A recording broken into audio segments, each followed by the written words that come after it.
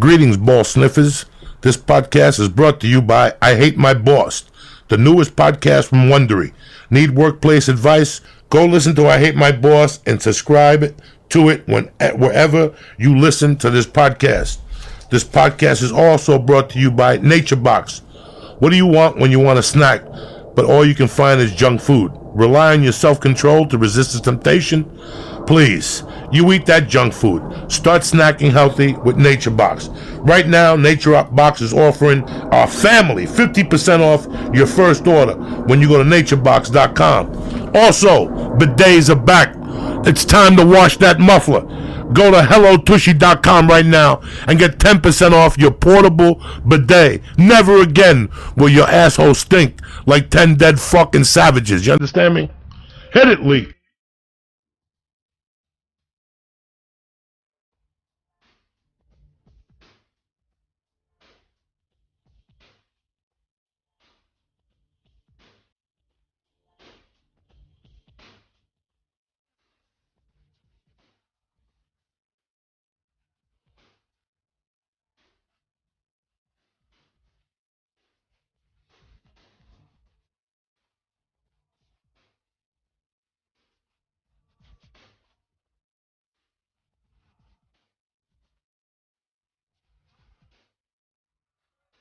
What's happening, you bad motherfuckers? Uncle Joey here. Monday night. We got a special guest tonight, my brother, Mr. Joe Rogan. We're going to talk about this fucking United thing. Holla. Joey and I were talking about how bad flying was this weekend in Buffalo. It was bad. Bruce Buffer's flight got canceled because they didn't have a pilot. Everybody's on the plane. They're like, sorry, we don't have a pilot. Everybody has to get off. And then the flight was just canceled. No pilot. Our flight got canceled because the tires didn't have any air in them. And they had to fly tires there. We're supposed to leave at 8:30 in the morning. Didn't wind up leaving until we took off. We hopped on a JetBlue to New York and then caught a flight from New York. We were supposed to fly into Chicago. And it changed it from 8:30 in the morning. They kept moving it up and up because I get notifications on my phone. And they moved it up to 4:30 p.m. and it didn't even take off then. It took off sometime after 5 p.m. It was hard. I don't know. I don't blame it on no fucking snowstorm. They were slipping. How the fuck don't you have a tire? How the fuck doesn't your pilot show up? How the fuck doesn't, it's just too many coincidences. Buffalo's just not a good airport. There's just not a lot of people flying in there. They're not prepared. They're not equipped. I went to Vermont a couple of years ago, and they just canceled the flight the night before. There was no weather. I don't think they had enough people flying out of Burlington, Vermont the next day.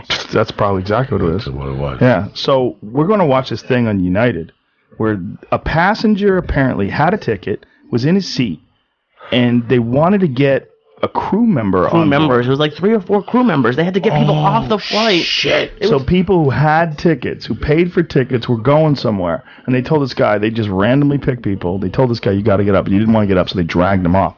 Check this out. It's gonna piss you off. And imagine this is you. United's been slipping anyway. So look at this.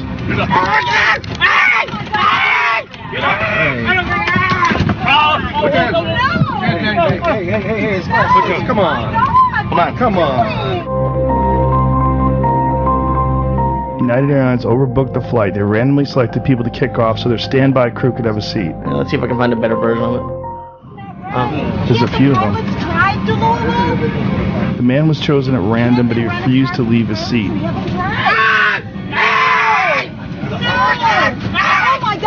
Oh my god. Look at people getting their phones ready.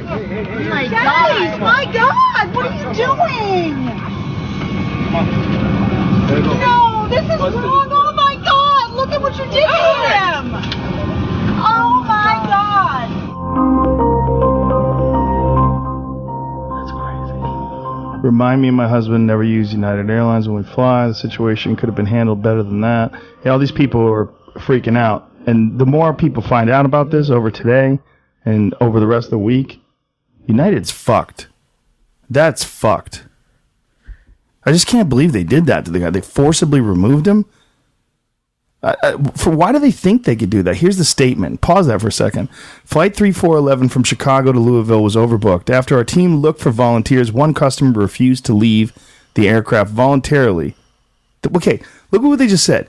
After they looked for volunteers, One customer refused to leave the aircraft voluntarily. You look for volunteers. That guy's not a volunteer. That's not refusing to leave voluntarily. That's a nice way of saying you took a customer and you fucking assaulted him, and law enforcement was asked to come to the gate. Keep going, because it keeps going. We'll pause it because their statement continues. It's getting really bad. See what the rest of it. We apologize for the overbooked situation. No, there's more. You went a little too far. No, that's it? yeah, that's it. Oh my God. That's it? We apologize for the overbooked situation. Further details on the removed customer should be directed to authorities. How about fuck you? I can't believe they would take a customer and just do that. To get crew members, too. It wasn't like they were trying to get like other customers, or they had booked too many customers. From what I read, it was just they had to get crew members to whatever city that was. Yeah, they can't do that. You can't do that. Well, people should start boycotting them. Let me tell you something. United has blown for years. I took them into Newark one time. No fucking TV. No fucking shitty food. First class was like fucking garbage into Newark. That's why I don't fly into Newark no more. You know, I love whatever Virgin, but they can't get me back from Newark. So I'm going to end up at Kennedy anyway. Yeah. So no. Newark's not a good airport. You know, I don't Ari like used to flying bitch in there. about it. Ari used to bitch about it constantly. Fuck Newark, fuck Newark. You know what? My life's a lot easier, believe it or not, when I land in JFK. Yeah. It really is. Smooth. Worst case scenario, you go to fucking the Palms and get a steak and eggs. Yeah. Like a gentleman and a Bloody Mary, and you sit it out. There's tons of entertainment at Kennedy. Oh, yeah. You get a massage. You Yeah. get your feet rubbed. They got fucking everything at Kennedy. Dog, I thought you flew out okay. It was horrible. It was horrible. No, and I'm like you. I waited 10 minutes. I had already a booked 3 o'clock, but it got in at 7:41, and I didn't trust it. Yeah. I went to Southwest was empty. Everybody was there. When I got there, it was kids at the airport, all going to fucking spring break. I went to United. They had nothing. I went to Delta. Delta was done. And I went to the other one, JetBlue, and JetBlue was done until tomorrow, until Sunday. I was like, you know what? I got my 340. I'll take my chances. Yeah. Before I left the hotel, I called, and they go, the plane that you're going from to L.A. is already in Chicago. It landed from Rome this morning. It's already ready to go. It's on time. And the other one was on time, and you know what? Everything was smooth, knock on wood. It took me 25 minutes up to 405 to get home on Sunday, and it was empty. Yeah, you have options in other places, but if you fly to a place like Buffalo, there's not a lot of options, you know? It's like if you're flying out of Bozeman, Montana or something like that, like, good luck. Listen, bro, I can't get a direct ticket from Milwaukee to Detroit. The flight is longer from Milwaukee to Detroit than what it is from fucking LAX to fucking Milwaukee. Really? How the fuck did that happen? I got to fly into Chicago. It's a tough business. The business of selling airline tickets, and flying people around. Not really. You got to make money. Not really. Well, you got to think, who the fuck's flying in and out of Buffalo? So in order for them to have packed, I mean, what's there, right? Other than the UFC, like when you have a big event or a football game or something like that, if there's not that. A lot of people connect to go to Canada. A lot of people fly to Buffalo. Those planes are always pretty fucking packed. The airport was empty. At 3 o'clock, the airport was completely empty when I walked in. Everybody flew out earlier. And I'll tell you what, when I landed at LAX, empty. LAX was empty? Empty. I couldn't fucking believe it. I've never seen it like that. I was like, wait a second. No one could get back in. Have you guys boycotted an airline? Because like it's weird. You can't.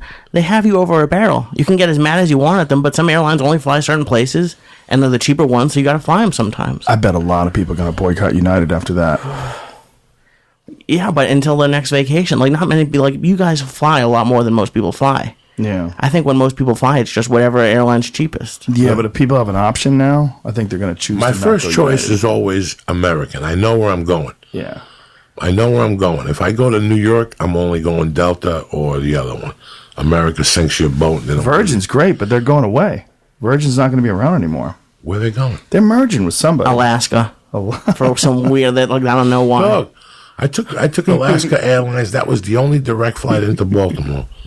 Was Alaska fucking Airlines a red eye? They do all right. Alaska does all right. And they fly me to Portland from Burbank. Yeah, they're good to Seattle too. Really? Yeah. Yeah. No. Tremendous. Not bad. So that's the end of Virgin. I'm telling you. I'm telling you, the leader right now is that Mint. And I know you. I know the type of guy you are. Yeah, I know the type of guy you are. They got a door. They got a door. And there's a latch right here that closes your door. So you go, and the door goes, ah, like a Batman movie. It just closes real fast. When they bring you the food, they press the latch and the door opens. And that's how she gives you the food, like Prisoner 44. I don't even know what you're saying. I don't even know what it looks like. I put the sleep apnea machine right here. I think it's like a pod, like those international first class. See if you can find one. JetBlue. JetBlue. I like Delta to Kennedy. It's very nice. Yeah. Very nice. They got the lay down bed and shit. I'm getting real tired of flying. I know. I'd like to do a residency in Los Angeles. Everybody goes to Vegas to do a residency. How many fucking people are there in L.A.? You could sell out L.A. every weekend if you had a club. Like just a club? Playa del Carmen down there. Got a Where's nice that? club down there right by the airport. Where's Playa del Carmen? By our friend. That's where he has Brendan has the office down there. Nice and clean down there, Joe Rogan. That's a good spot, but anywhere down by the ocean takes forever to drive. That's what it looks like? The pod? Let me see this thing. Let me see it close up. Ooh, that's nice. That's JetBlue? Yeah, I'm dog. Is this a new thing? Yeah. How many of these do they have? They have, you can only go from here to Boston or here to JFK. So the whole plane is filled with these things? No, the front row, it's like 8 rows, but you get an even number, and you're by yourself in the So it's like essentially like first class. So they're doing first class. There you go. That's by yourself. That's by yourself. They see that little box they give you? They give you a thing to cover your eyes. They give you a blanket. They give you a pillow. The bottled water is behind your left arm. You can't even fucking see it. You know how and it's got a statue. You can put your bottled water right in there. You got movies. I saw The Godfather 2 on the way there. That's the refrigerator and the cheap seats. You have a refrigerator? Yeah, you just get up and help your fucking self. This is for everybody, yeah. This is for everybody. Hilarious. That's so mid-flight, you don't got to bother nobody. You get up, you get your fucking soda. These people getting, it's 2017. Wow. But those front rows, I'm telling you, dog, tremendous. I was blown the fuck away. That's just like first class. And that goes to Kennedy? Goes to Kennedy, but not from Burbank. Me and Boss Rutan had this conversation because Boss was like, "You got to get on Mint." I go, Burbank, there's no Mint because it's a small airport. Right. So the bigger plane can't land on there. Oh, is that what it is at Burbank? Yeah. Oh, that makes sense. That makes sense. I always wondered why there's no And they don't first land class. in Newark either. Nothing out of Burbank does? Too small flights, No, probably. small flights. No, JetBlue doesn't fly into fucking Newark. Well, you don't want to fly into Newark. Even if I work in New Jersey, I usually don't fly into Newark. I fly into New York. Have you ever flown into Atlantic City? Yes. When I did the UFC there, I did. Right from here? I think. I don't remember. It was I gotta check so it long out. ago. I did the Borgata. Did you do the Borgata with me? Yes. It was fun. When Militich It's one of the showed up. few places. Like the Borgata is one of the few places. And Henzo Gracie showed up too, remember? Yeah. He was howling at your shit. That's right. They were crazy. I remember. Henzo Gracie is a fucking maniac. He thought he like the dirtier, the crazier you got, the more he was like, ah! He was fucking flopping around in his seat laughing. I always walk past that place. I'm scared to walk in. Henzo's? Yeah. In New York? There's a killers. They are killers. There's killers. But they're super nice guys. It's a horror show. You'll get tapped out, but they'll be nice to you. Oh, my God. That's just how it goes. Yeah, I'm scared of those New York schools. I always make plans. Yeah, I'm going to go over there after Norton's show and show up. Yeah. Fuck you. He's a great guy, though. I get in that goddamn Uber and I shoot right back to that ferry, Jack. Yeah. And I don't look back. Fuck you. They'll kill you. Do you think you could ever live in Manhattan? We had this discussion with somebody a few weeks ago, and they showed the rent of where I grew up on 88th Street. And I nearly shit my pants. Oh, it's insane. The same place where I grew up now, I think it was, what was it, $7,000 for a 1-bedroom? That's not even outrageous. Yeah. The money there is so crazy, it makes you wonder how anyone can afford to live there other than like really wealthy people. If there's any city that gives me anxiety, it's New York City at night anymore. Yeah? I've gotten to the age that I've gotten very comfortable here. And when I go play the stand on Thursday nights, I stand on the corner before you go in, and I actually fucking can't take the cars anymore. Like the speed, that electricity, I'm not used to it anymore. Really? Yeah, it fucks with me a little bit. So on Thursdays, I don't go into the city no more. I just wait till I go to the shows, and it's weird how when you're from that area, it takes you a couple days to acclimate. Like I was getting on the ferry and I was getting bullied on the ferry. You? Yeah, getting bullied. Straight up, people walking in front of me and shit, but I'm from LA. I don't need this aggravation. Like So Thursday, these days they were doing that? oh, they're fucking rude motherfuckers. The people who live on the Jersey side and they work in New York, they think their shit don't stink, so they cut you off, and you overcome it because you're an adult and you don't give a fuck. By Saturday, some lady pregnant with a fucking thing was trying to cut me off, and I finally go, oh, relax. Like, you forget that you're a nice person. Like, you forget. Wow. People not opening up doors, like people pushing. You're like, you know what? I'm from a different civilization. Like people, you forget. And then you toughen up by Saturday, but then you'll leave on Sunday anyway. So what's the toughness for? You know what I've been saying for a while is that what's going on in New York and what goes on the entire East Coast with the difference between the way people behave there versus out here is that they're still too close to the people that first landed there. Like the people that first landed there, like my grandparents and their families, they came over from Europe, Italy, and Ireland and everything like that. Those were barbarians. Those people were animals. I mean, you just think about life, like you're talking about the Depression, right? This is all, my grandparents came like when the Depression was going on. It was a hard world. People were tough and they were mean. And you got fucked with. And, my grandfather used to tell me horror stories about getting bullied. And they call him a guinea wop. Like, and just mean shit and beating them up. And just everybody was mean. Well, they were the Arabs of today. Yeah. Yeah, that's how you have to look at it. Hard, mean world. If it was today, Trump would ban fucking travel to Italy. Yeah, probably. No, I saw that documentary, and it was the most interesting thing I ever saw. And it really taught me a lot about that culture I grew up around, because it always seemed very interesting to me. HBO did a 2-part special on Sinatra. In the first part, they discussed his childhood in Hoboken and how at that time the Irish were the oppressor. The oppressor? The oppressor. So the Guineas weren't allowed past 9th Street. Really? Which really fucked with them. Then stuff happened and the Italians, grew, and then they got past 9th Street. But Sinatra always had that mentality of I was never allowed over 9th Street. You gotta watch it. It's fucking interesting. Oh. Plus, I understood the people I grew up with from North Bergen. See, Hoboken is moving on up to North Bergen. We're going to get a house up in North Bergen. We got a front yard. You know what I'm saying? Like, half of the people I grew up with, their roots are Hoboken. So when I watched that special on Sinatra, North Bergen was better? North Bergen was more residential, where Hoboken was more, tenements and 3 floors. And, North Bergen, once they built North Bergen, a lot of people moved to North Bergen. There used to be a club there. There used to be a club in Hoboken. What was it? There was a stand-up club there. I do not remember. I was long gone by. They still do stand-up there. Danny Aiello has a room on Tuesday nights. They've been really trying, like, over the years to do stand-up there. I did a benefit for the Hoboken Police Department. Oh, yeah? Oh, a long time ago. I did the club there in, like, 91 or 92 or something like that. And they had pictures all over the wall the time Eddie Murphy stopped by. That's all I remember. Like, Eddie Murphy was here at one point in time. Like, they had, like, a photo, and it said, like, 1989 Eddie Murphy. It was, like, 3 years ago. And everybody's like, oh, remember that time? 3 years ago? Eddie Murphy came down there. Fuck, I didn't know there was a comedy club in Hoboken. When I started in Denver. When I went back, the big club was Rascals and the other one, but there was also Main Street Showcase. It was I saw Bill Bellamy on the plane one time, and I was talking to him about it. He goes, yeah, that was my roots, Main Street Showcase. Bill Bellamy. I forgot about Jay Bill Moore. Bellamy. Jay Moore, all those guys were from that part of New Jersey. And when Florentine came in here, him and Norton are from like South Jersey, Middle New Jersey. And they moved to Northern New Jersey, got an apartment, and they were all Jersey guys.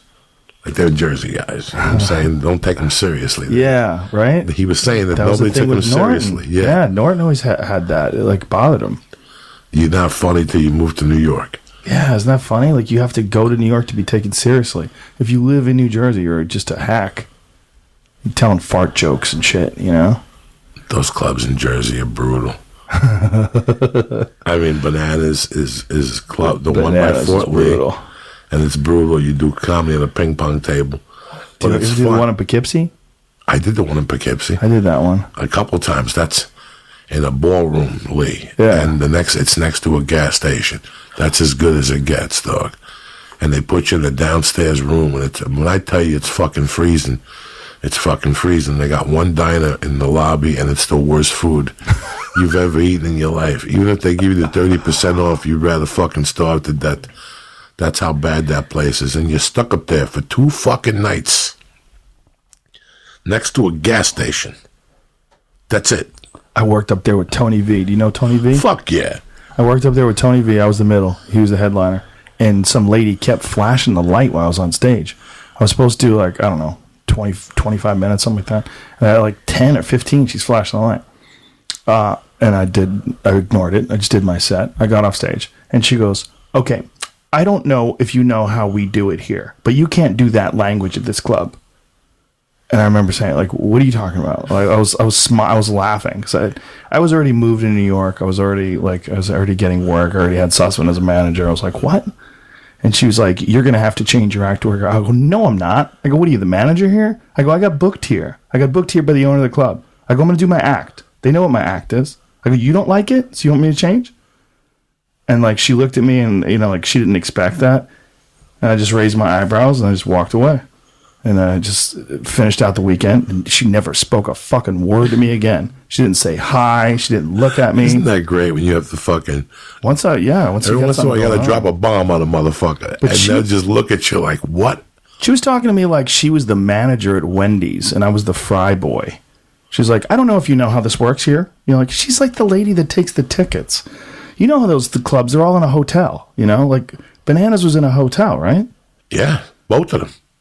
So she just decided she didn't like my act, you know, because I talked about sex. So she's just decided that I was going to have to change my act. I don't know. I'll never forget her face. I don't know if you know how we do it here, but you can't do with that language here. Oh, fuck you. Let me tell you something. It's amazing, those people. I did the week one time. I was dumb enough to take a week because I was a coked out fucking savage at the Houston Little Club. The Little Club? The Little Club on the south side. Oh, that's the one that Ralphie used to do. Yes. Yeah. So they put you up in a hotel. It's in the middle of nowhere, right? It's like... It's out there. Somebody else took it over now. They sold it and somebody else took it over. That club was there for a long time. It got a different type of audience than West Gray. Let's just say. It was completely different than the last stop. So... It's like ranchers. I went there one Sunday night, and the owner was there, and I did my set. And he goes, when do you want to get booked here? And I go, I called Pete. I go, Pete, you mind? He goes, no, take the week. I took the Thursday, Friday, and Saturday. So I do the Thursday night. He's not there. The wife is there. So the same thing fucking happened right before I go on stage. And at that time, my head wasn't in it like that. She came up to me and she's like, listen, I heard rumors, not here. Here we work spotless clean. If you say one bad thing, you're fired. Oh, those fucking people. Well, guess what? I shit my pants. I really did. And for the first 15, I tried. I struggled. I was eating death, and then I just let loose, and they went fucking bananas. I said, fuck it. I'll just take the 200 for the night. I don't give a fuck. I walked off. She didn't talk to me. The next night I came in, the husband was there. I pulled him aside. I go, she didn't fucking know. She goes, I explained to her last night what happened. I'm sorry. Danny, that was his name. I'm sorry, blah, blah, blah, blah. I go up there, and it was one of those clubs where right here is the stage, and people actually take their drinks, and they're looking at you like this. Mm-hmm. And 20 minutes into my fucking show, I'm looking at this couple, and I'm looking at her, and she's fucked up, Joe Rogan. She's fucked up. And I'm like, oh, Jesus Christ. And finally, I keep checking out like every 8 minutes, and she's getting deeper and deeper. She's closing one eye. Once they close the one eye, they're fucked up. And finally, I'll go like this. and she covers her mouth. No. And the puke. No. The puke starts shooting out everybody sideways. Like a fucking, what's that thing the kids play in? Like a sprinkler, but just awkward chunks. And then she just let it all out. And she sat there for 5 minutes puking all over herself. Bro, nobody paid. Everybody got up like somebody was shooting. You thought terrorists were shooting in the club. Everybody got up and started running for the fucking door. They had to stop people. She had a puddle of barf around her. The boyfriend left her there. The boyfriend just got up and walked out like he didn't know nothing. Here's 100. I don't know nothing. You didn't see me with me. Give me back my credit card.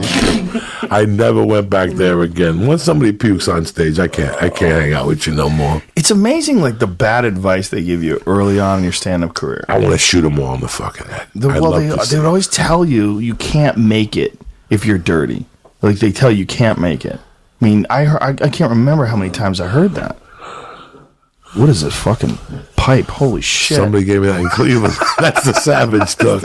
We only let them out for special occasions. This thing's amazing. Oh, my God. Did the people at home see this thing? Oh, that thing is fucking tremendous. Oh, who did this work? You know, somebody in Cleveland gave it. There's a whole industry, like a whole art form now, glass pipe art form industry. I mean, there's amazing artists that are just doing glass art. I got another one at the house. The kid gave me that. I don't even want to smoke out of it. It's so beautiful. Incredible. I need a picture of this fucker. That's the Savage. That's the original right there. He's missing the tooth. I need a picture. He don't give a fuck. What kind of advice do they give you for someone puking on you when you're on stage? They didn't say nothing. They can't give you advice for that. There was no advice. I walked off the stage and knew I wasn't going to be ever again. You understand me? That's what I knew for sure. Look at me, Joey. There's some places you fucking go and you know you're never going to go back to. They would just tell you, like, they would give you advice. Like, when you're young, you're starting out. Like, say if you're a young guy and you're a fan Who pulled you over? Pryor. Everybody. Let me know the people who pulled you over. Everybody. That you look at today and go, what's I don't want to say their names because they never made it. They'd never made it. The one guy that did make it, that had already made it at the time, who gave me the opposite advice, was Lenny Clark. It was funny because his brother Mike was a booking agent who's a great guy. Mike Clark, that guy paid my rent fucking many times with his gigs because he was one of the guys that he had a lot of satellite rooms. He had Giggles and Saugus on Route 1.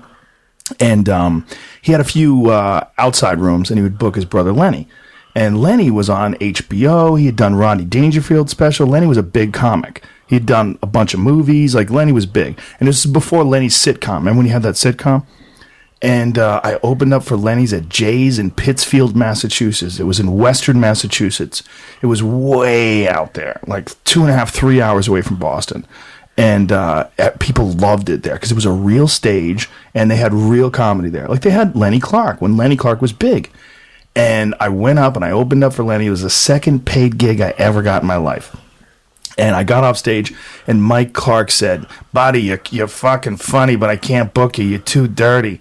And he goes, "That bit you do about Madonna, you can't do that. It's like, it's funny, but I know you got to clean it up. You got to clean it up." And so Lenny comes off stage right after his brother gives me advice. Lenny goes off stage. He goes, "Kid, you are fucking hilarious." He goes, "Don't change a thing. Holy shit, that Madonna bit had me laughing my balls off." And he goes, "Lenny, I just told him to stop doing that bit." He goes, "Oh, yeah. You should probably stop doing it. It's going to be hard to get work. But fuck, kid, you're funny." And it was like good advice and bad advice. And I listened to Lenny. I was like, his brother's a great guy and everything like that. But Lenny is Lenny Clark. So to have Lenny Clark tell you you're funny, I was like, oh, wow, that was huge for me. But his brother was giving me bad advice. He's like, but he wanted me to work. It was like, but that was the thing back then. It was in 1989 or 1988. Back then, you couldn't work if you were dirty. Like, there was no work. Everybody wanted to get on the Tonight Show. No, there was a few HBO specials that had been given out, like the Kinnison and a few other people, but you had to be somebody to get those. If you wanted to be dirty, you had to be somebody already. So what it was a lot of these guys who were, quote unquote dirty, they would have clean sets that they would do on The Tonight Show or Letterman or whatever, and then they would have a few dirty bits that they would reserve for a nightclub, and they would close with those bits. So if they ever did an HBO special, that's when they would do those. I knew I had to be dirty 3 years in. Like, I was just lying to myself. People would come up to me with that fucking bullshit. And I gave it a New York try. I tried it, but it just didn't work out for me. I'm not going to ask you to do a joke, but like, what was a clean premise for you? I don't even know a clean premise for you, to be honest. That's old weed. Oh, is it? All right. A clean premise in those days was... Oh, Jesus Christ. A clean premise. Hold on. A clean premise in those days was a Godzilla. Oh, What would Godzilla do? Oh, you gotta look at this thing. You guys are advanced here. What would Godzilla do if he came back into the Hudson? It was terrible. It was terrible. It was brutally terrible. I had a thing about a ship going into the Hudson. I had a thing about speakers. You could put them back in the windows because Bose, something electric. It was just a horror show. It was a fucking horror show. I can't imagine you making electronic jokes. Joey used to try to be clean in the early days when I first saw him. It was a nightmare. Joey was trying to deal with agents and managers. When you first moved to L.A., oh my God, when we first became friends. Nightmare. Yeah, you were dealing with all those people. Nightmare. And one day you go, you know what? It really doesn't matter. It really doesn't matter. It really doesn't matter. As long as you're you. How did you figure it out? Because I've always wondered that. Because you figured it out, and there was like a big turnaround. Like one day you just stopped giving a fuck. It was weird. It was an event. It was a series of events. It was that I wasn't dating that dirty. You got a lighter over there? I wasn't dating that dirty bitch anymore. That clears your mind of 30%. I had let go a lot of shit that was fucking scaring the shit out of me in LA. And that's 60% of your problem right there.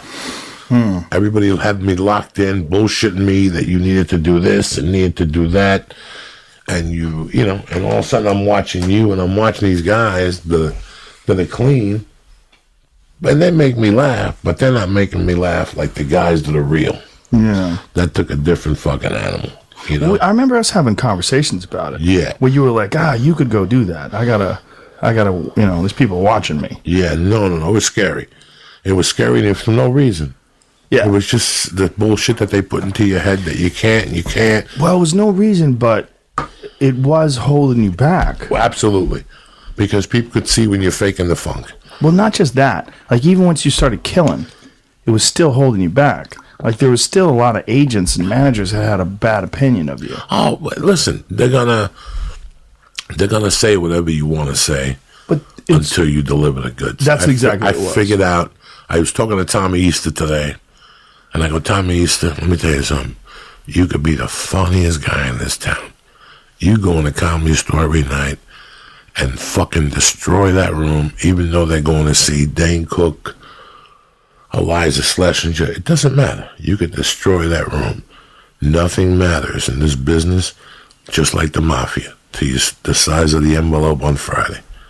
That's when they pay attention to you. That's when all those naysayers, they eat their words and they jump on the ship with you. Well, what's interesting is those people are almost useless now. Useless. A young comic. This has changed. Yeah. This has changed. And let me tell you something. I know you hate this talk, but this is the reality of it because you're an intelligent guy. In 2007, there was a writer's strike. And these motherfuckers played games for 6 or 7 months. And reality TV crept in. There's about to be another writer's strike May 7th. And if these motherfuckers play games, the internet is going to fuck them up. Well, where it's not going to fuck them up is things like Game of Thrones or things like House of Cards, like things where you need a lot of money to shoot them. Oh, listen, let me tell you something. When the going gets rough, you put together one of these late night shows with Brendan and Eddie lighting himself on fire or whatever from 8 to 11 and put a band behind you. People are going to watch you, dog. The internet's going to change the fucking game. If these motherfuckers fuck around on TV, if these motherfuckers don't settle this, if this goes on like the one in 2007, you think Periscope didn't see this coming and all these fucking companies didn't see this coming? Yeah, but don't you think the writers probably have a point? Like, the writers always have a point. No, the writers, without them, there's nothing, right? The writers always have a point. But listen, it's 2017, bitch. He who hesitate, masturbate. This fucking machine over here has been growing since you turned me on to it. It's nothing but a wealth of information and growth, that machine. And more people turn to that. I don't do this. I don't do this because I'm an idiot, but people watch movies on their phones. Do they not? Yeah, they do. People on watch phones. the UFC on their fucking phones. On planes and all that Okay, shit. my friend. Yeah. Don't watch anything on there. Content is endless now. Content is endless. You don't need cable or TV no more. You got a phone. If you're a brokester and you got an iPhone and you're trying to work things out in your life, you could stream Showtime. You could stream HBO. You could stream IFC. And you can see almost everything. On Everything. YouTube just came out with like everyone's coming out with an online cable service or TV service, but YouTube's is the best one out there. For so far, it's $30 a month, and you get you don't get every channel, but you get a ton of DVR. So it's starting to be where you don't even need anything anymore. Let them fuck around. Keep fucking around.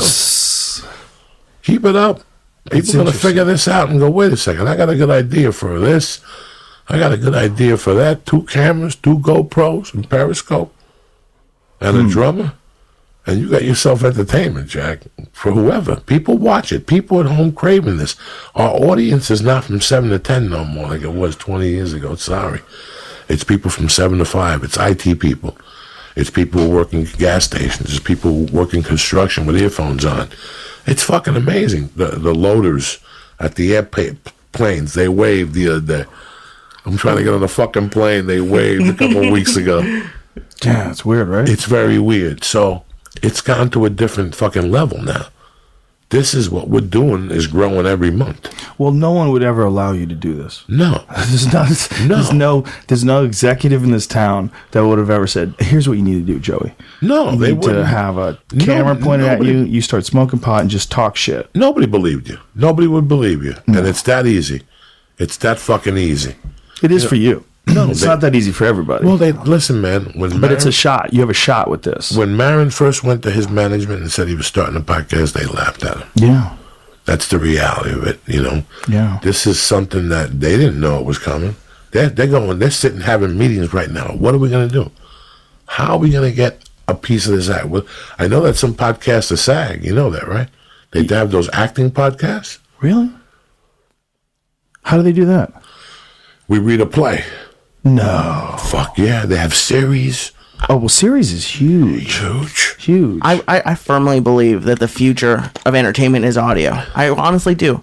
Because it gives you so much more, you're so much more accessible to them. Like, you have them for the drive, you have them throughout the workday, and then even at home, how many people do you see when they're watching TV just playing on their phone throughout the entire episode, and they're absorbing what's happening through audio? I honestly think there's going to be a lot. I've always loved audio. Oh, guys. it's perfect. I think people don't listen enough. I love audio. I grew up on Richard Pryor albums.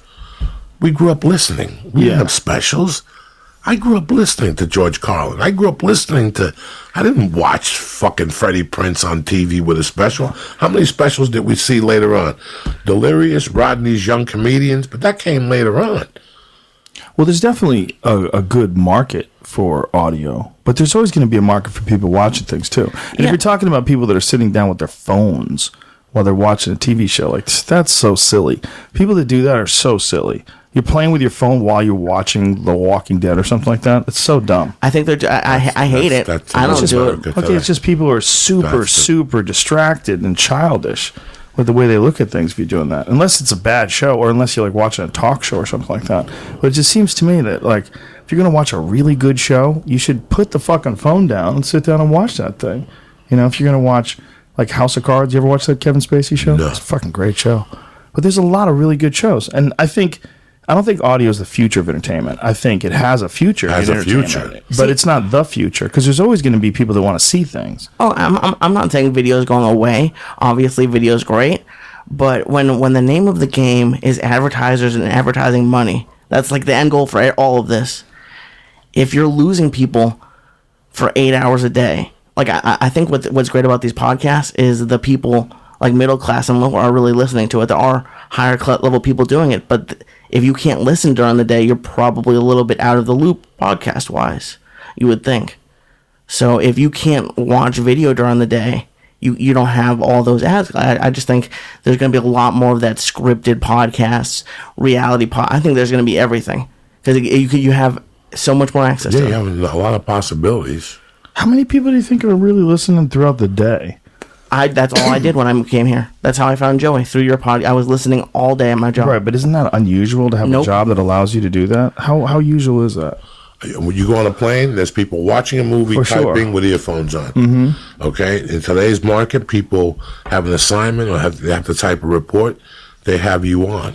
They're not watching you on YouTube, but they're listening to you. They're listening to Bill Burr, listening to NPR. They're listening to the Comedy Central podcast. They're listening. They have 40 fucking hours to kill on that fucking computer, gaining hemorrhoids by the day. You know what I'm saying? They listen to 2 podcasts. They get up, they go for a walk, they smoke a cigarette, they drink a cup of coffee, they come back, they do a little work, they listen to another podcast.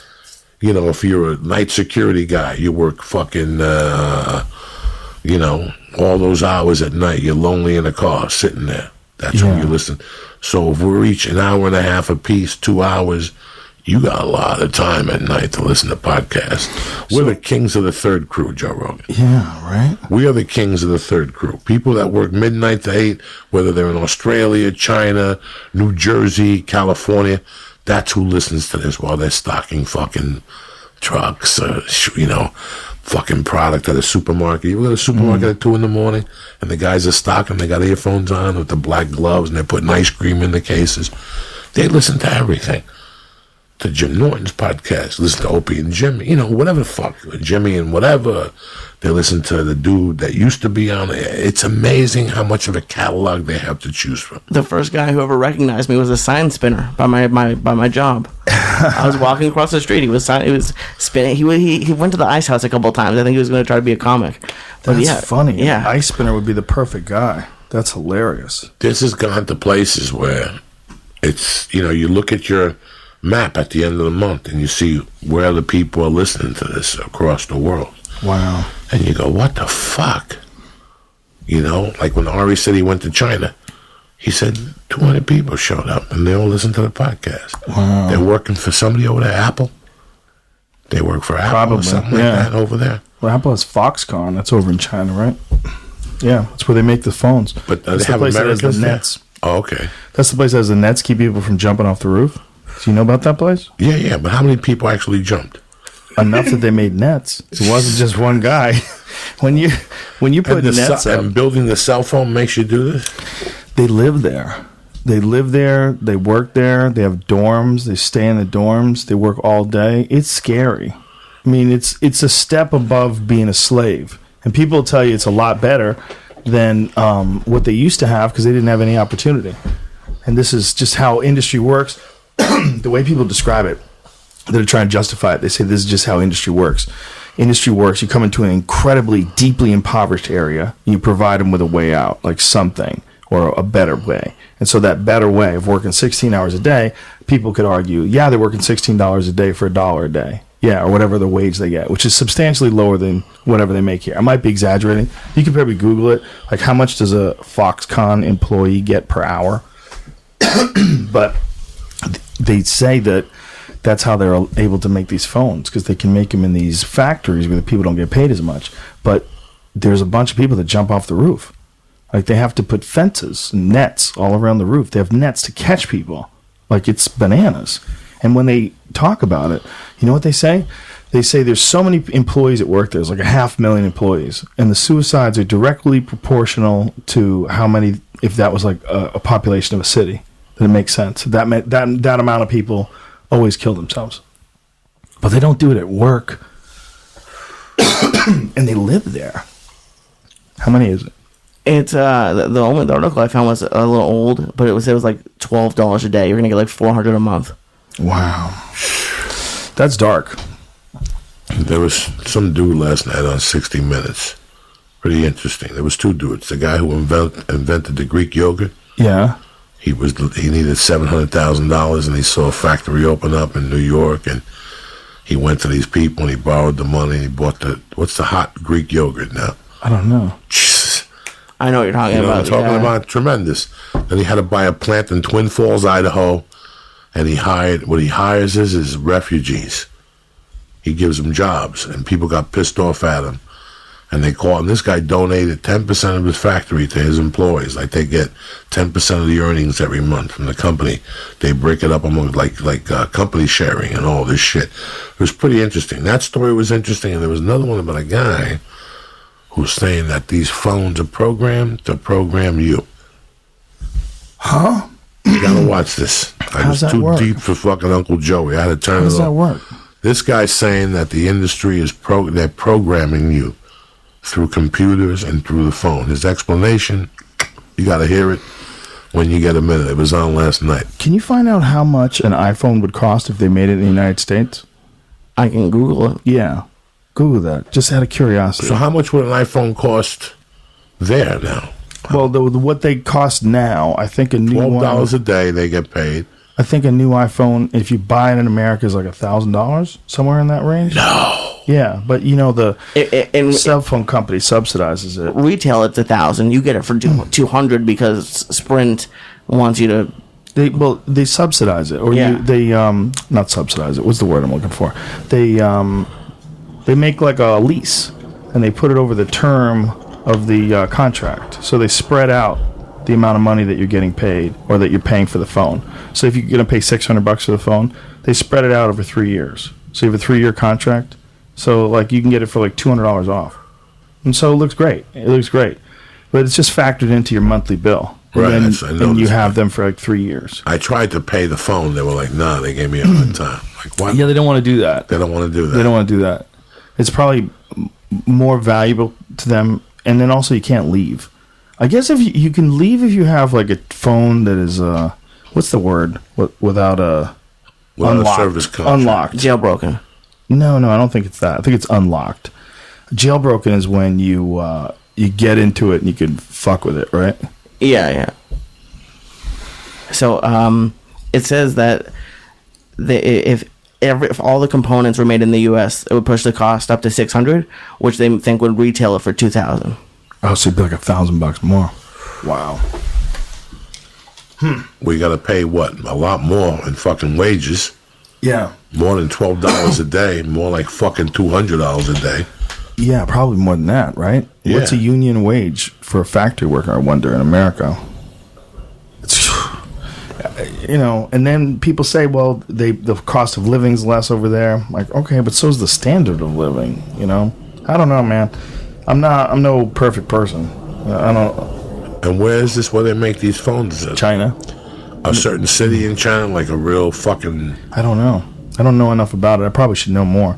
But it's one of the dark things about the cell phone industry. I think they said the new one they're going to make somewhere else. Why did I read? Did I read that somewhere that they're going to make the new? They changed suppliers of something recently. I don't know. Let's see. Is it Canada? Did I read that the new iPhone will be made in Canada? Did I read that, or am I making shit up? I could Google that next. It says the average assembly line worker makes about $13 an hour. Wow, that's not a lot. I thought it'd be a lot more for a warehouse worker. Yeah. Like 16, 18. Isn't it crazy that if you paid them that, just paying them that, the cell phone would cost another $1,000? Now, you know what really kills me? That people jump off buildings, slave labor. People don't give a fuck when it comes to Apple. They just don't give a fuck. They really don't give a fuck who killed, who died. People stop giving diamonds because somebody suffered. Mm-hmm. Tons of people suffer with those fucking iPhones. Nobody gives a fuck. No. Every time I walk to a different city and I walk in that mall and that Apple store, it's packed, Jack. At whatever time you walk past the fucking mall today, that Apple store, they're fucking just that. Those registers are ringing. Yeah. How I haven't heard of somebody going into an Apple store with 20 guns. Like Kim Kardashian style is behind me, beside me. If I was 22 today, like as crazy as I was, I'd be taking down those Apple stores. I don't think anyone uses cash. You don't need the cash. I'd take all that fucking merch within 8 minutes. I'd get it down to the guys like in heat. Get down to a stopwatch. Everybody down. Nobody wants to get hurt. I don't want to shoot nobody's fucking latte. You know what I'm saying? I don't want to shoot nobody's kale salad. Everybody down. That's so funny. You take their iPhones, you take all the iPhones in stock. Somebody should be doing this shit.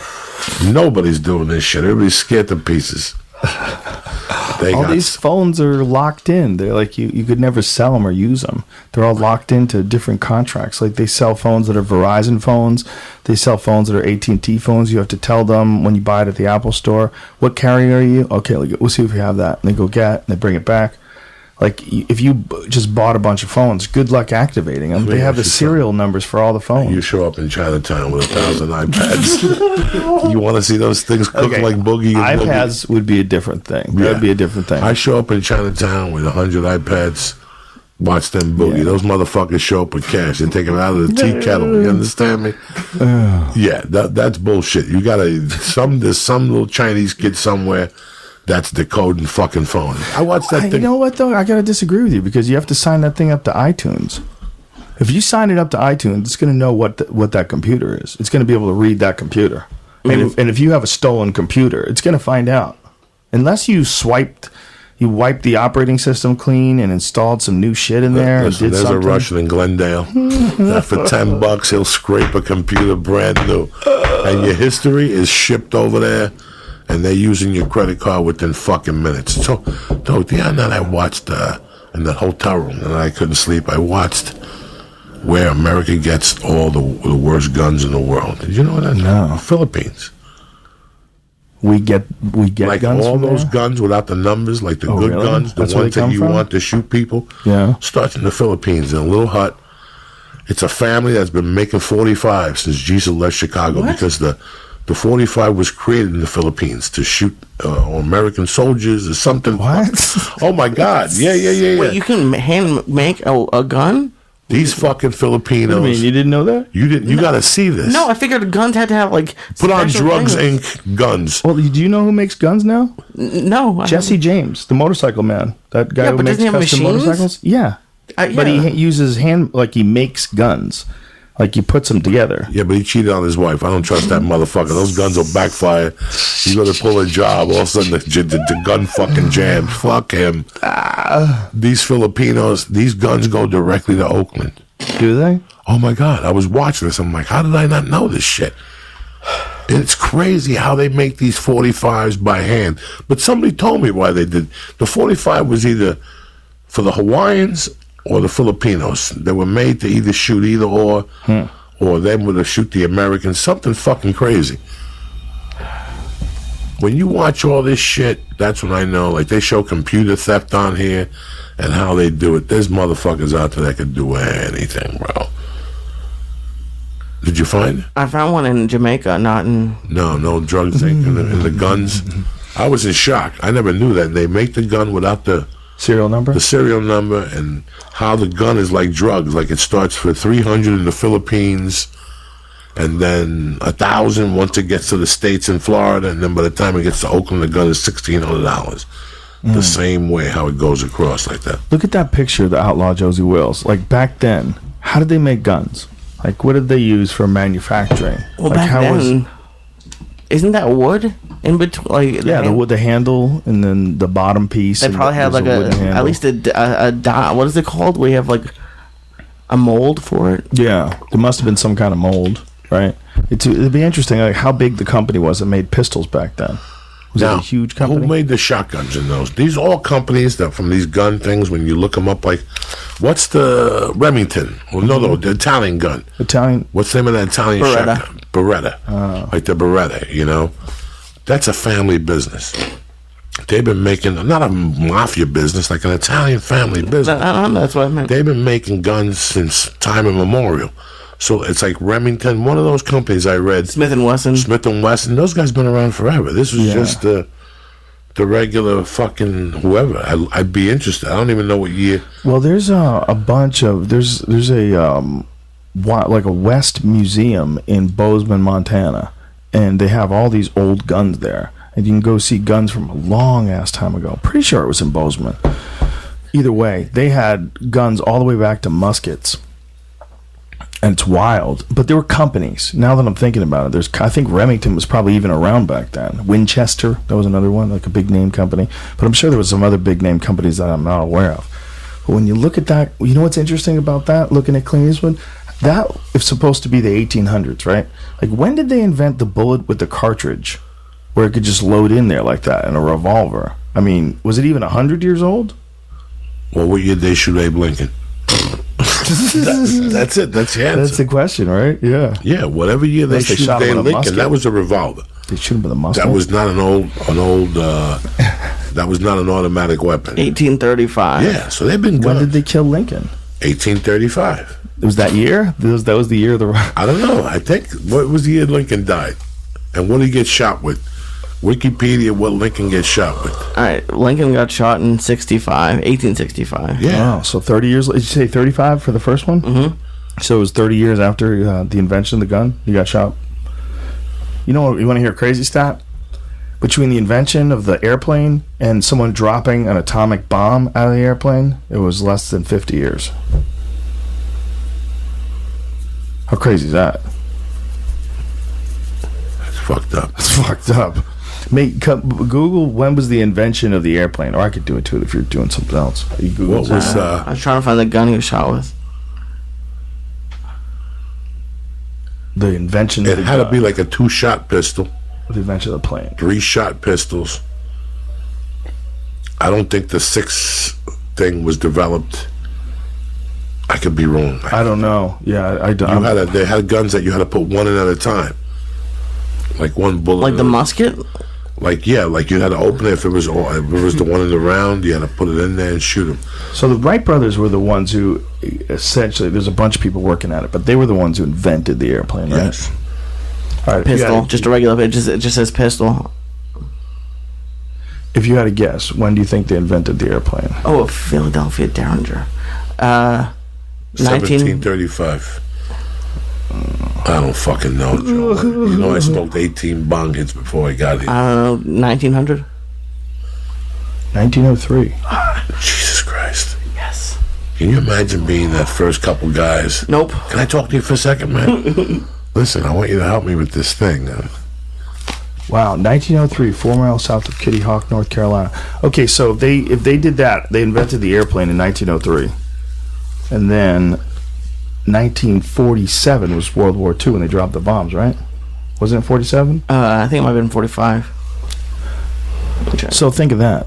That's 42 years. 42 years later, they're dropping bombs out of them? That's fucking insane. Yeah, August 6th, 1945. That's insane. And 70 years later, they had first-class lounges with a piano in them. Wow. With a pig that was cooked, and you could go up and take the fucking pig with an apple in his mouth, and a piano player on a plane. And you'd walk into first class. You think I'm kidding you? You'd walk into first class, and you had cream and soap and shampoo, and you had colognes. Yeah. And you could put the colognes on. And people used to walk around up to the second floor. You could smoke on planes. Listen, if you get on a plane and they still got ashtrays, abandon ship, all right? Well, there was no kidding. Abandon. Right? And there's planes, there's a ton of them that still got ashtrays. That you're sitting there scratching your head going, what the fuck am I doing on this plane? I'll never go back to Paducah again. An armrest or something? Yeah, in the armrest. So scary. There's still planes with cigarette fucking. There used to be a flight that you could take out of L.A. that everybody would brag about, but I never got a chance to do it. I think it was like the Warner Brothers plane.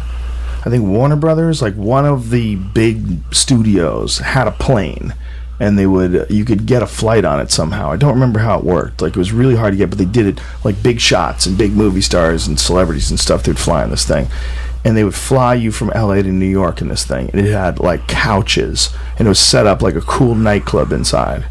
It was just like people would just lounge. You get like 50 people on this plane, and they would just lounge. Listen, Led Zeppelin had a fireplace on that plane. You understand me? Did they? Fuck yeah. Fuck a little gas fireplace? A fucking fireplace. Did they really? You're being serious? No, I'm being serious. With actual fire? They had Nixon's plane. Nixon's plane had fire in it? They took fire, like a little fireplace where people could sit and drink a whiskey. Really? They had like Nixon's plane. They bought like Nixon's plane or rented. I don't even want to Google whether or not Nixon's plane actually had a fire. Yeah. Google Led Zeppelin plane. See what it says on there. Tremendous. I know you guys, I mean, would a private plane ever be something you would want? Google fucking Led Zeppelin's plane, all right? Right away, it's 1,000 questions. Do I want a plane? Do I look like I want a plane? I look like Harrison fucking Ford to you. Would you trust me on a fucking plane? Yeah, Google whether or not it had a fireplace. No, just the Led Zeppelin plane. It would tell you. It'll describe it to you. The name of the article is 70s rock star party plane of Zeppelin. God. They were probably balling They had a so bar. hard. They had a bar. Oh, shit, I have to put this up. Yeah, watch this. This is the real deal. These guys weren't fucking around. When they came over here in 73, they had the plane. And that manager, that gangster from England that was shooting people, he would get off the plane 6'6". You gotta see this. Really? These guys would look at this. Wow, Led Zeppelin Airlines. God. Were they the... I mean, there's all the plagiarism things, right, with them. Like, people still say they stole songs and riffs and stuff like that. But do you... Hold on. Slow that down. Oh, you want to read it? Okay. Yeah, Boeing refurbished in the early 70s by Team Bobby Sherman as manager. The plane powered in this guy's service, among others, Led Zeppelin, the Stones, Coke Fleck, Hey the Top, Lou Drop in the 70s, Dark Soup, Stewardesses. Keep going, see what it said it had on that. So you want me to read what this is? This is fascinating, though. Hold on a second. Scroll that down. Look what they're saying here. I'll scroll down. No, up. Sorry. So, look at this.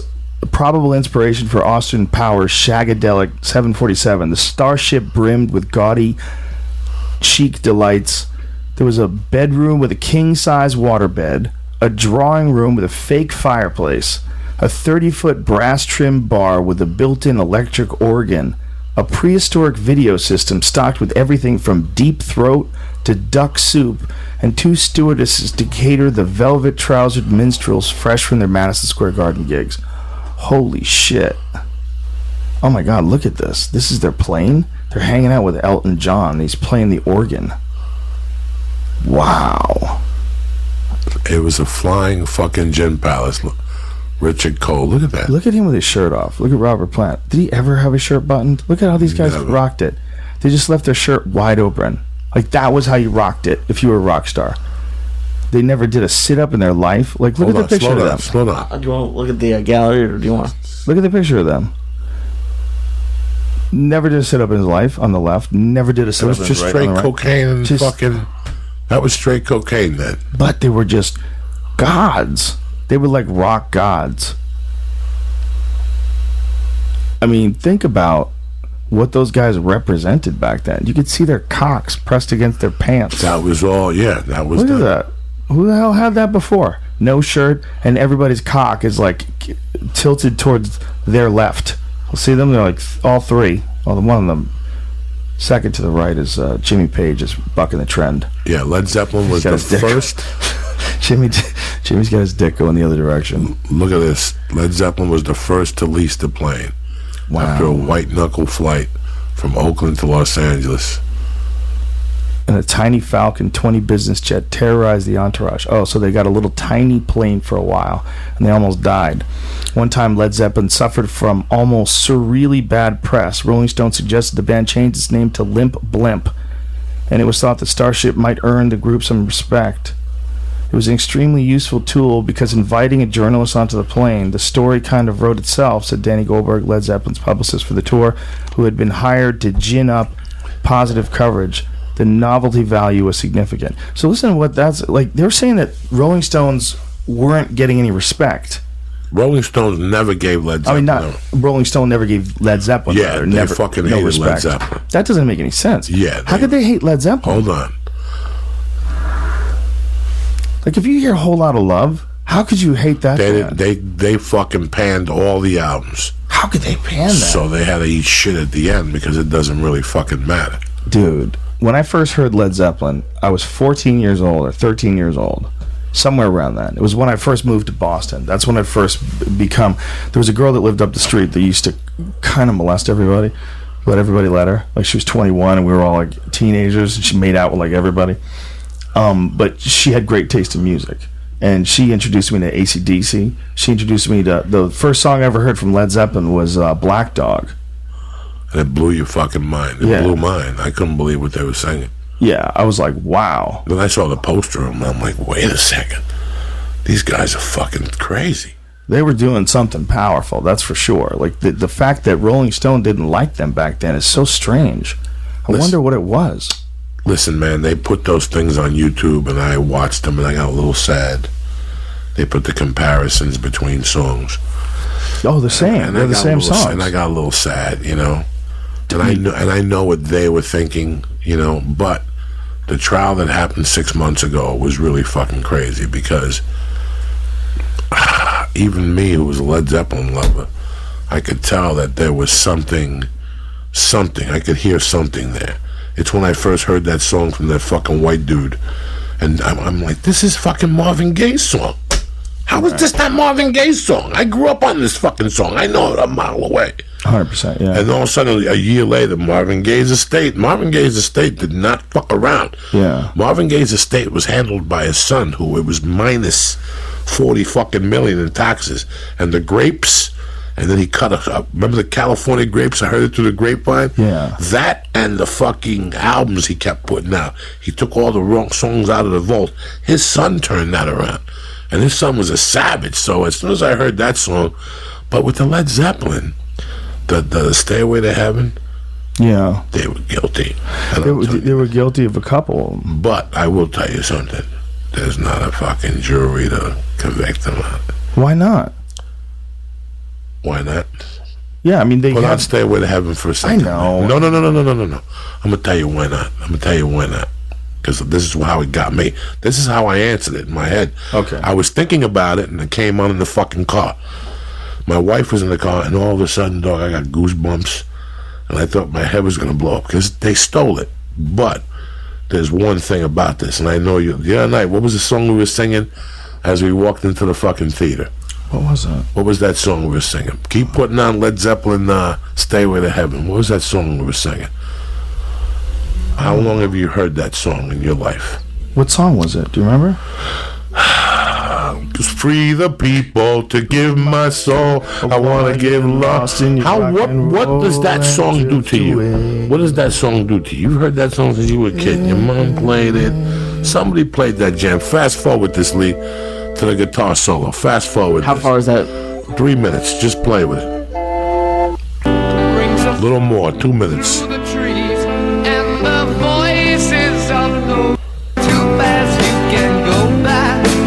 Keep going just a little, 30 seconds. And I didn't figure it out till then.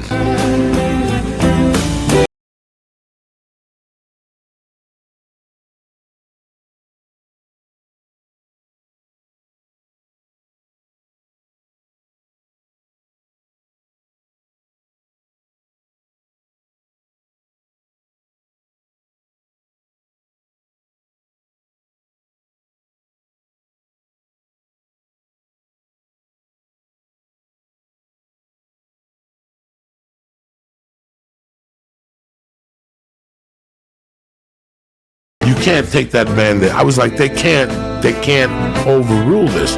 No jury. No, keep it. Just listen to this power. This is real power. This is part of who the fuck you are.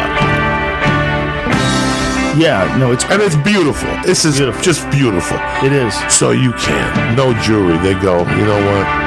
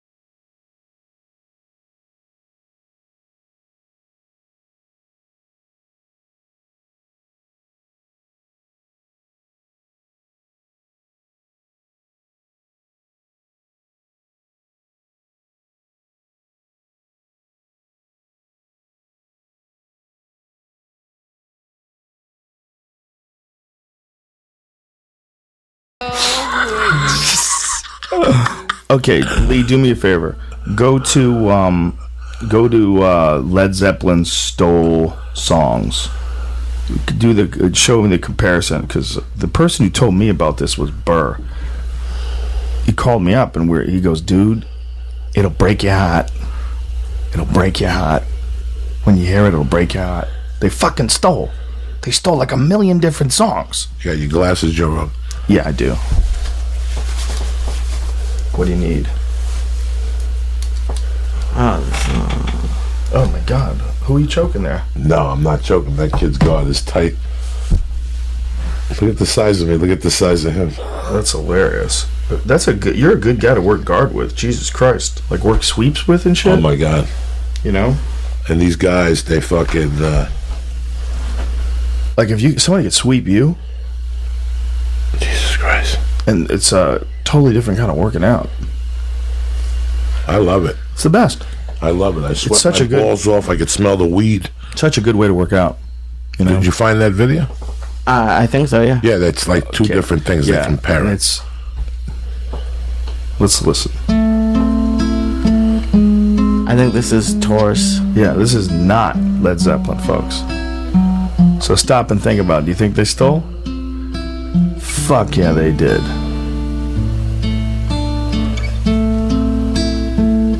Come on. I'm not a musician. No. I don't understand. Do you know anything about chord progression, Lee? Do you know like? Yeah, he knows. I didn't know that existed. He played the tuba in high school. See, this is where we need Eddie Bravo. Eddie Bravo could explain to us what that sounds like what the how it's the same song. No, this is Led Zeppelin. Is Led Zeppelin. It's the same song.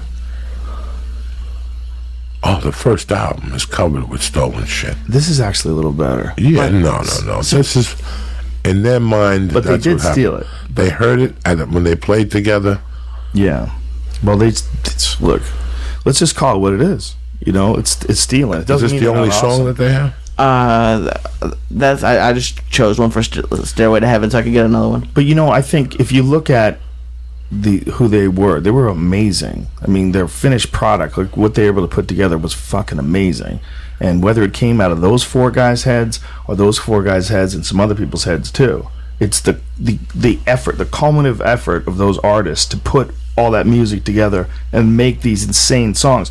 The real problem is somebody didn't get credit for it. That's the real problem. The real problem is somebody didn't get paid. You know, and they definitely used it for their end product. So if you looked at it like, say if you had a car, you're putting together a car, and there's a bunch of different components. There's a transmission, there's the engine, but they want to put your transmission in, you know, but they don't want to pay you for your design. So they just copy it and put it in there. And then you find out, hey, but this is all my engineering. I did all this research and development, and all you did is copy it exactly. They're supposed to say, yeah, you're right, here's some money. And then the question would be, well, how much money do they deserve? That's the problem, because they probably deserve a fuckload of money. That's how many times they played it in concert. It's kind of like they got forensic fucking people in there. It would be insane. So it wouldn't just be a matter of a little bit of money. It'd be a matter of economy changing money. So it's going to be hard to get someone to sign off on it. And for probably, I don't understand too much about how the legal system works, but I would imagine that the lawyers that represent Led Zeppelin must be out of this fucking world. Yeah, no, they're big time. That's the record label. They sell their soul to Satan. Yeah, you would be betting against the most ruthless savages in the history. So, listen, man, relax, they fucking relax. They rob people to death. The music industry. Did you ever read that Courtney Love article that she wrote, where she broke down the music industry? No.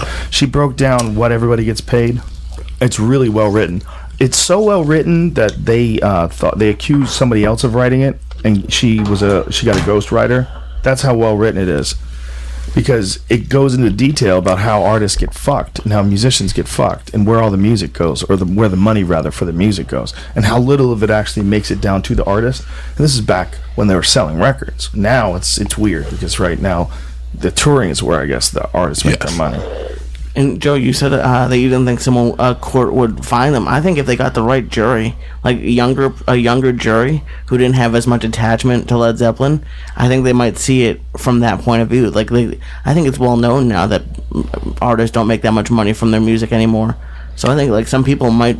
I mean, they tried they said they stole this in 1970. Oh, That was so that was money. the problem right there. That it was 47 fucking years ago. 47 years of owing them millions of dollars. Millions of dollars. Like you were talking for that song, you might be talking like $500 million or something crazy. It might be more than that. That might be like conservative.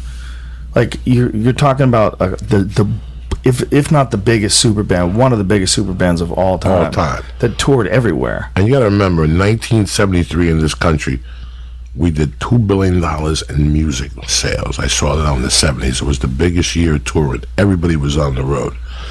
Everybody from Earth, Wind & Fire, The Temptations, Led Zeppelin, The Stones, Pink Floyd. Everybody was on the road in those days. Aerosmith. This was a fucking masterpiece of people. Ted Nugent. Did you ever see Searching for Sugar Man?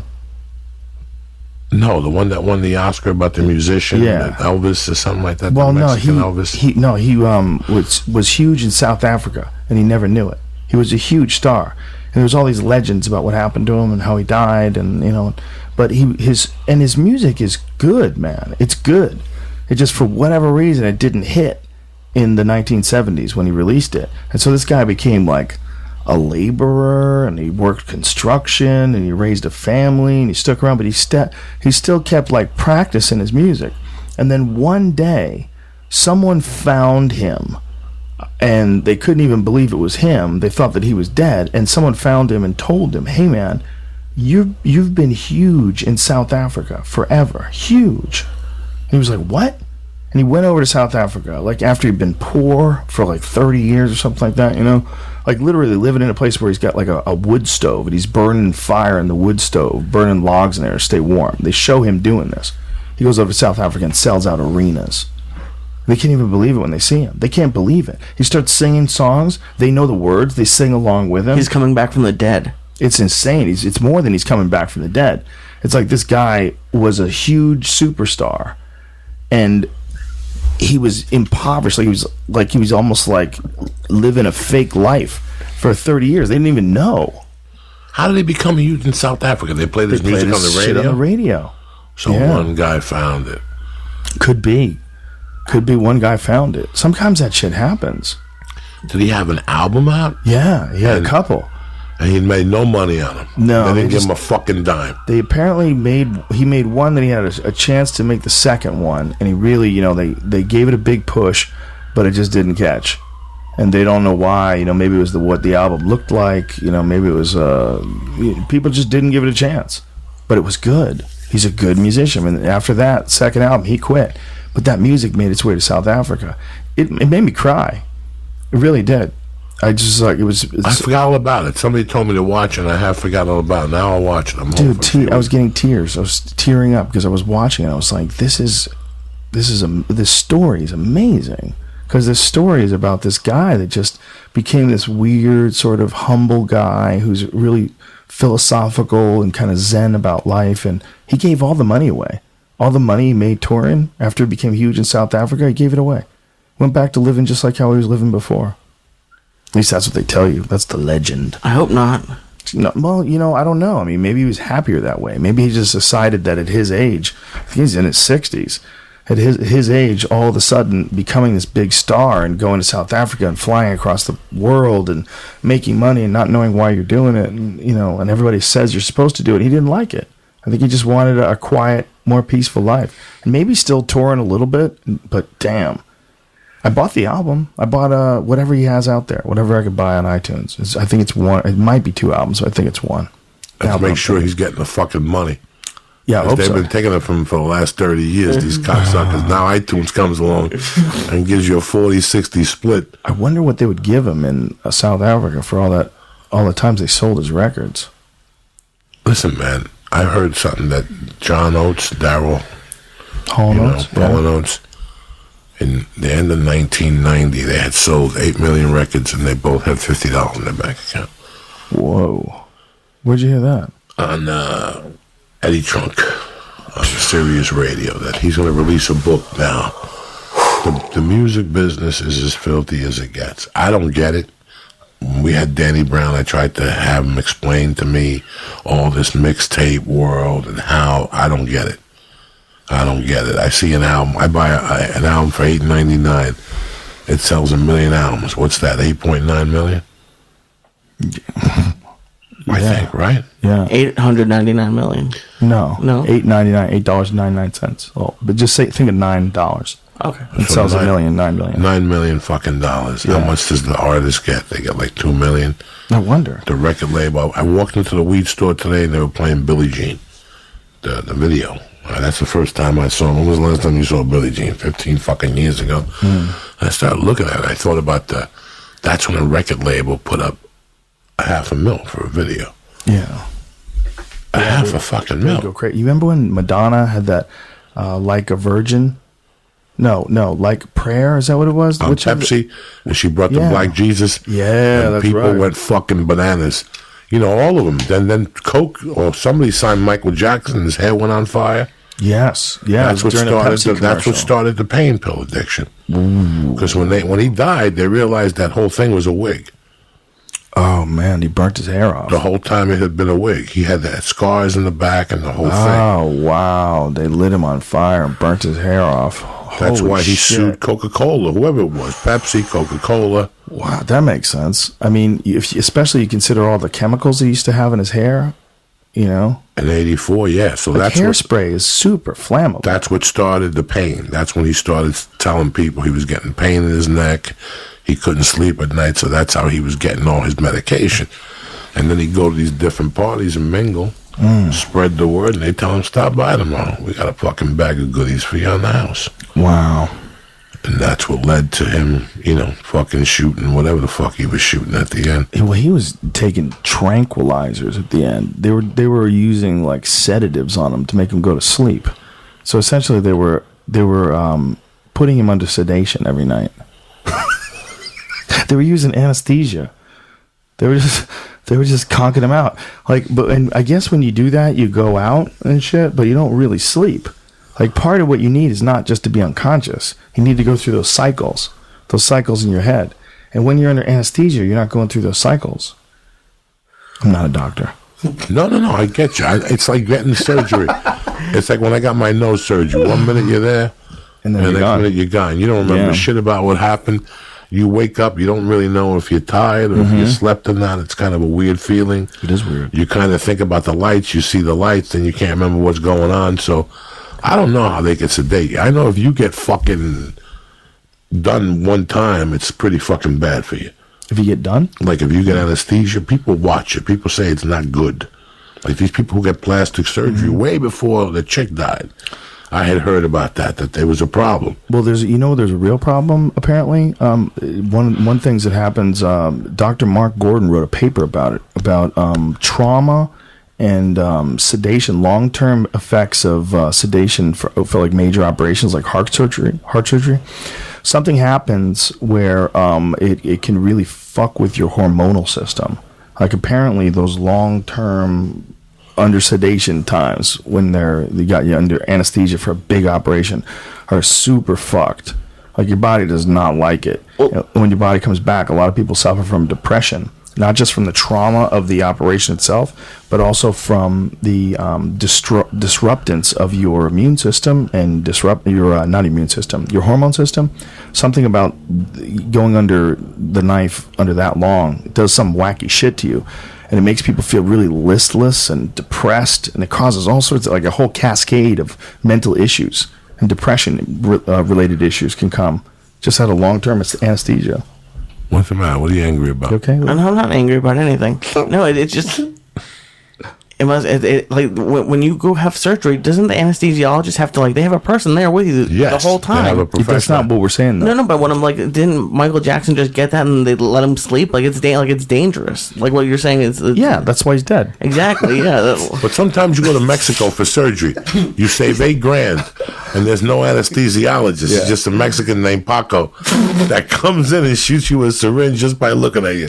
He's 5'6", maybe 160. Dude, I've heard a lot of people go to Mexico to get shit done. No, they have to. There's a lot of stem cell stuff down there. A lot of stem cell cancer. They fucking cure you down there. Ping, Really? Ping, bang, boom. Whoa. I know a guy who did one of those things. What do you do that? GoFundMe? He got 50 G's. He went to Mexico. Really? 6 months, he's healed. This guy used to work downtown, take a bus to North Hollywood, get off, and drive his bike up north a few fucking miles on this railroad track right here. Do you have to work? To Woodland Hills, yeah.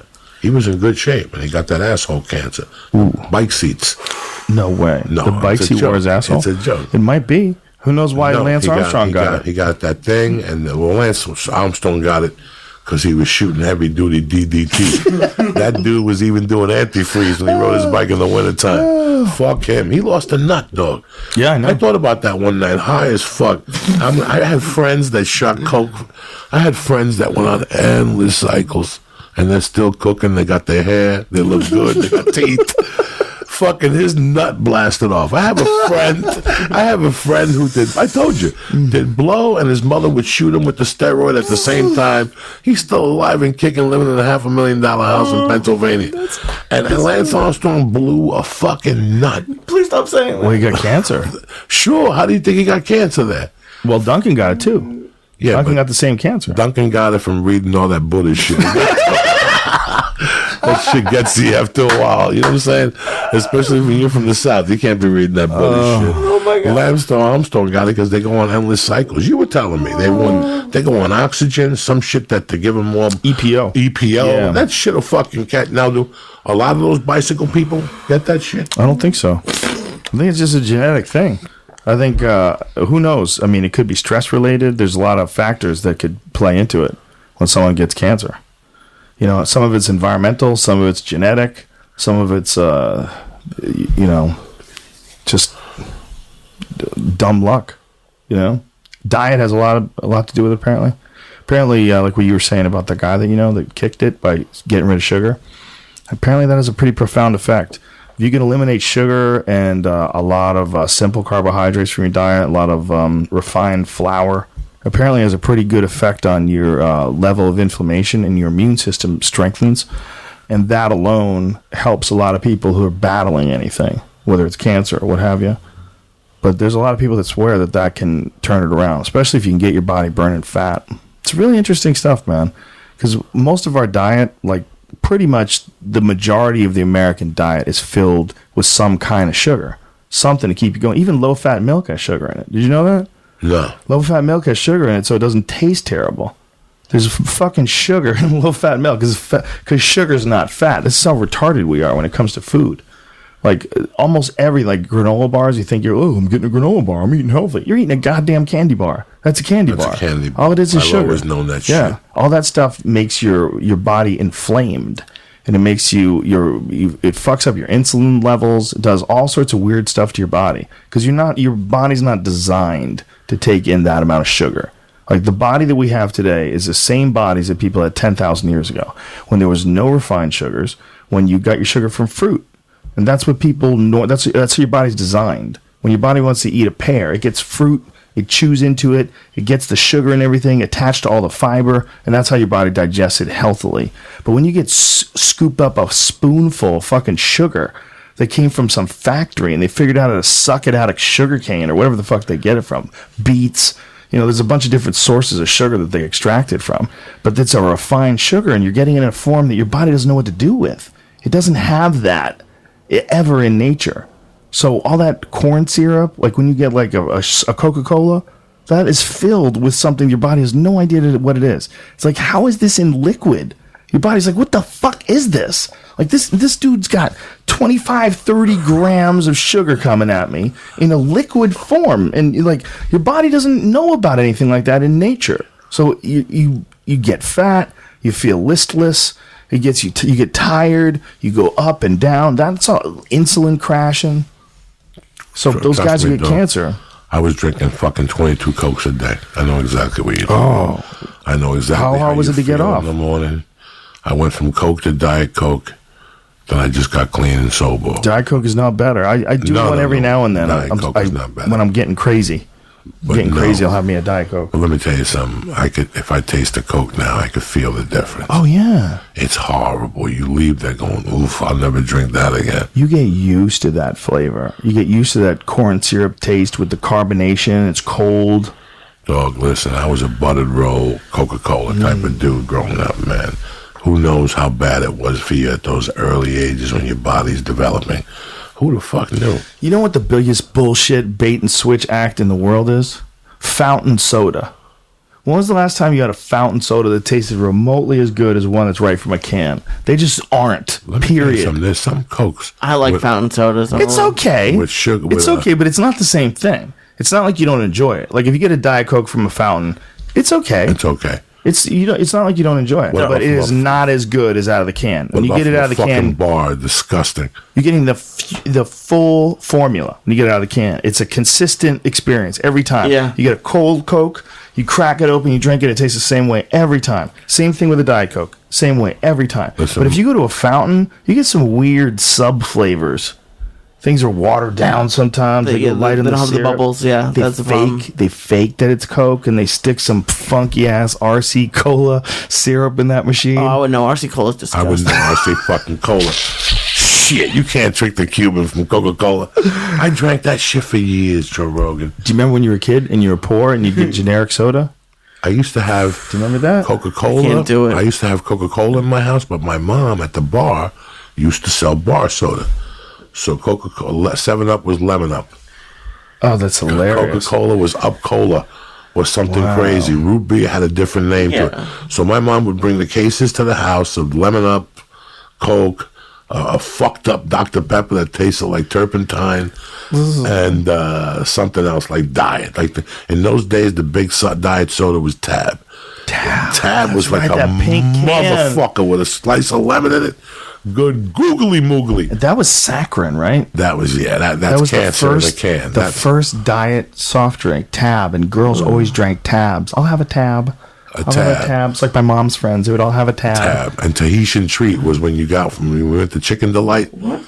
When you went to Chicken Delight and got 3 pieces of chicken with French fries, they always had Tahitian heat like a motherfucker. That's that red soda. Let me ask you this. Go ahead. How the fuck did Coca-Cola ever gain any ground over root beer when root beer is so much more delicious? It had cocaine in it. Ooh, that's right. All those years, people were drinking that shit. When did they take cocaine out of it? Yeah, are you ready for this? Yeah. They didn't. They don't have the active ingredient in cocaine, but they're flavored with coca leaves. They use coca leaves. And you know, Coca-Cola gets its coca leaves from a manufacturer that strips them to make medical grade cocaine. In New Jersey. Yes. In New Jersey. That's there's a huge industry for medical grade cocaine. And what people don't know, like, well, cocaine's illegal. No, it's not. No, cocaine is not illegal. Cocaine is illegal for you, but it's not illegal for the medical industry. So they bring in coca leaves, and they use the flavor from that coca leaves to this day to flavor Coca-Cola. Well, what medical use does cocaine have? You can make lidocaine with it, which is a numbing agent they put on people when they're having operations. They pump that shit up my nose. So when they say it's liquid cocaine, it literally is liquid cocaine. The kid I kidnapped. That's different. Lidocaine is different because it doesn't have the psychoactive effects. But what it does do is it makes you feel like shit. It doesn't have the, like, if you ever put that stuff on you, lidocaine, it makes you feel like shit. I put some on my back last week because I had a really bad sunburn, like real bad. I went to Mexico and I fucked up and I didn't put sunscreen on my back. And I was just sitting out there for a while and I burnt hard where the next day I was sweating and I was like, like just agony, right? So they put this lidocaine on me and I felt like a little numb, like it numbed it a little bit. But the way I felt for the rest of the day was so shitty. You just feel like, ooh. It's the cocaine without the up. Yeah, that's what it probably is. It's the cocaine without the you up. You feel real down. You feel real weak, like after like an hour or two. Like I guess it's almost like what cocaine would do to you, but you feel like my appetite was suppressed. I just felt like, it's the other way without the high. And this was just some over-the-counter shit. There's just some sunscreen spray that has a small amount of lidocaine in, but just putting that shit, or sunburn spray, putting that shit all over my back, like fucked with my system. Like I could tell, I could feel it. Because it's the same feeling that I got when I had my nose done. When I had my nose fixed and they cleaned out my deviated septum, they pumped all this lidocaine up there. And then I went out to dinner that night and I was thinking, I was feeling weak. I felt like, God, I feel like, why am I dragging ass like this? It weighs on your body. Yeah, like I felt weak. Like physically, yeah, like I felt it weighs on your body. Not your immune system, but your whole... When you do blow, You feel like you got hit by a fucking train the next day. I'm so glad I avoided that. Thank God. God, thank God. You got to go, brother? No. You sure? Yeah. No, I thought you No. were leaving at 10. I didn't, just asking you. If we could go, we could stay. No, we're good to go. I just Should didn't I know what the stay or fuck was should going I on. go now? I got to ask you a few questions. The other night, Dominic Cruz said something very interesting when he came to the show in Buffalo. He said that it's really a lot of mental stuff, you know. And Fighting? that's been dawning on me. Like, I've been thinking about it. He said that when guys don't make weight, sometimes it's mental. And I was like, wow, I never thought about it.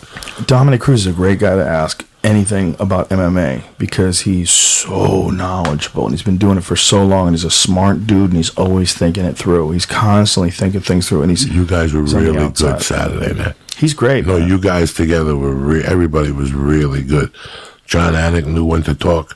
He's like that. He's like a meathead. Like, he knew when to talk. He was very good, but he couldn't compete with you two guys. You guys were on the money, especially with the Chris Weidman incident. I saw it. I thought there were legal knees from the jump. Well, it's hard for Mergliata. Here's two reasons why it's hard for Mergliata. First of all, he's a giant. Like, you have to understand, Dan Mergliata is like 6'5", 300 pounds. He's a huge man. I mean, he's fucking huge. Like, he towers over most of the fighters. And so he's above these guys. And if Mousasi is pinning down Weidman, so he's got him in a headlock, right? And he's pulling him down and he's kneeing him in the face like he was. Think of how tall Mergliata is in the first place, right? Like this. Now think he's looking down at these guys kneeing each other in the head. And he's got to stay close by in case something happens. There's no way he could see those hands from where he was standing. So he took an educated guess based on his many, many years of refereeing that both hands were down. And it was so close. You would have to be on the other side of the ring looking at the ground to know whether or not it was touching. If you're above it, the way Mergliata was, how could he know? He really couldn't know. And it's not his fault. He's an excellent referee. No, the fault is that the Athletic Commission, under situations like this, doesn't use an instant replay.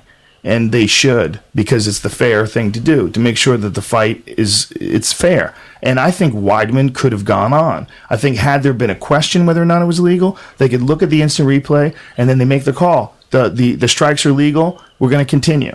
And you either continue them from the exact same position and say ready, go, or you have a protocol in place. Like, you have to separate them, go back to your corners, and re-engage, which is bad for Mousasi because Mousasi had him in a good position and was landing strikes.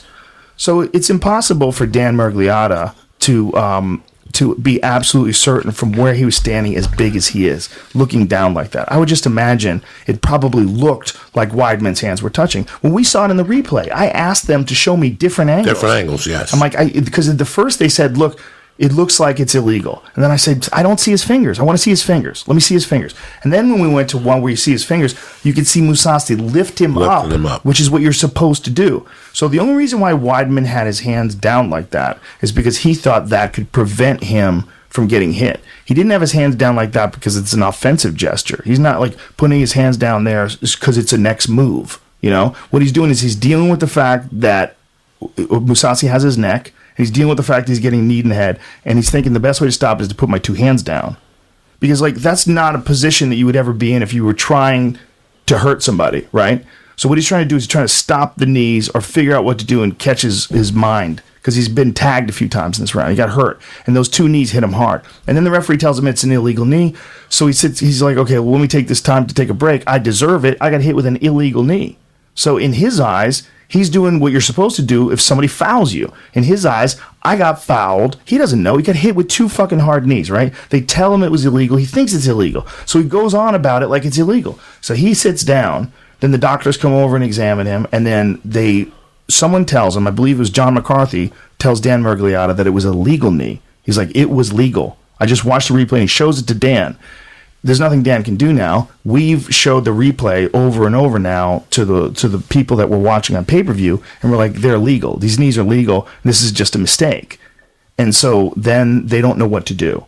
They don't really have a protocol in place, so they stop the fight. And they give a TKO victory to Gegard Mousasi, which is crazy, because Dan was in no way going to stop the fight right there.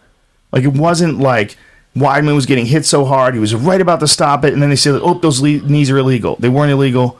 but I was going to stop it anyway, so let's stop the fight. It's not that. No, it's the fight was going on, and it was stopped just because of a mistake by the commission that they didn't understand. They didn't have a good protocol in place to start a fight up, and they don't have a protocol in place to check an instant replay under really difficult to discern violations like this, because it's really hard for me, a professional commentator who's right next to the cage. I'm right there, dude. I'm touching the floor where the cage is on, and I can't figure out if it's legal or not. I have to watch the replay. So Dan, in the heat of the moment, I mean, he's watching two of the best 185-pounders in the world, right? Gegard Mousasi's tagging Weidman. Weidman keeps taking him down. It's a fucking battle, man. It's a battle. It's a battle between two world-class fighters. And Weidman's got hard. He could have come back from that. He's taking those hard knees. Who knows what he would have done? He might have pulled guard and pulled Mousasi on top of him and got the sweep, and the round goes on. Look what just happened with Darren Elkins and that crazy comeback that he had. Did you see that fight that he had?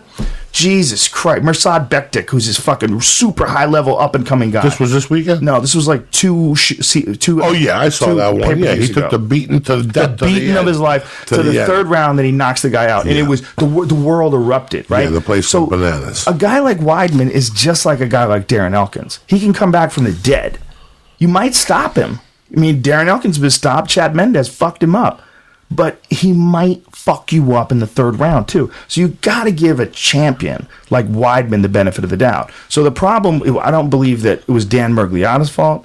I think Dan thought he was doing the right thing, and his mindset is to protect the fighters at all time. If it's an illegal knee, he's got to step in. I just think it was so close, it was hard to tell. And then in the heat of this exchange, it's all crazy, and it's a very high-level fight, and it's super important, and it's in New York, and so when the commission didn't know what the fuck to do, that's when it became a problem. That's when almost I wish somebody was there.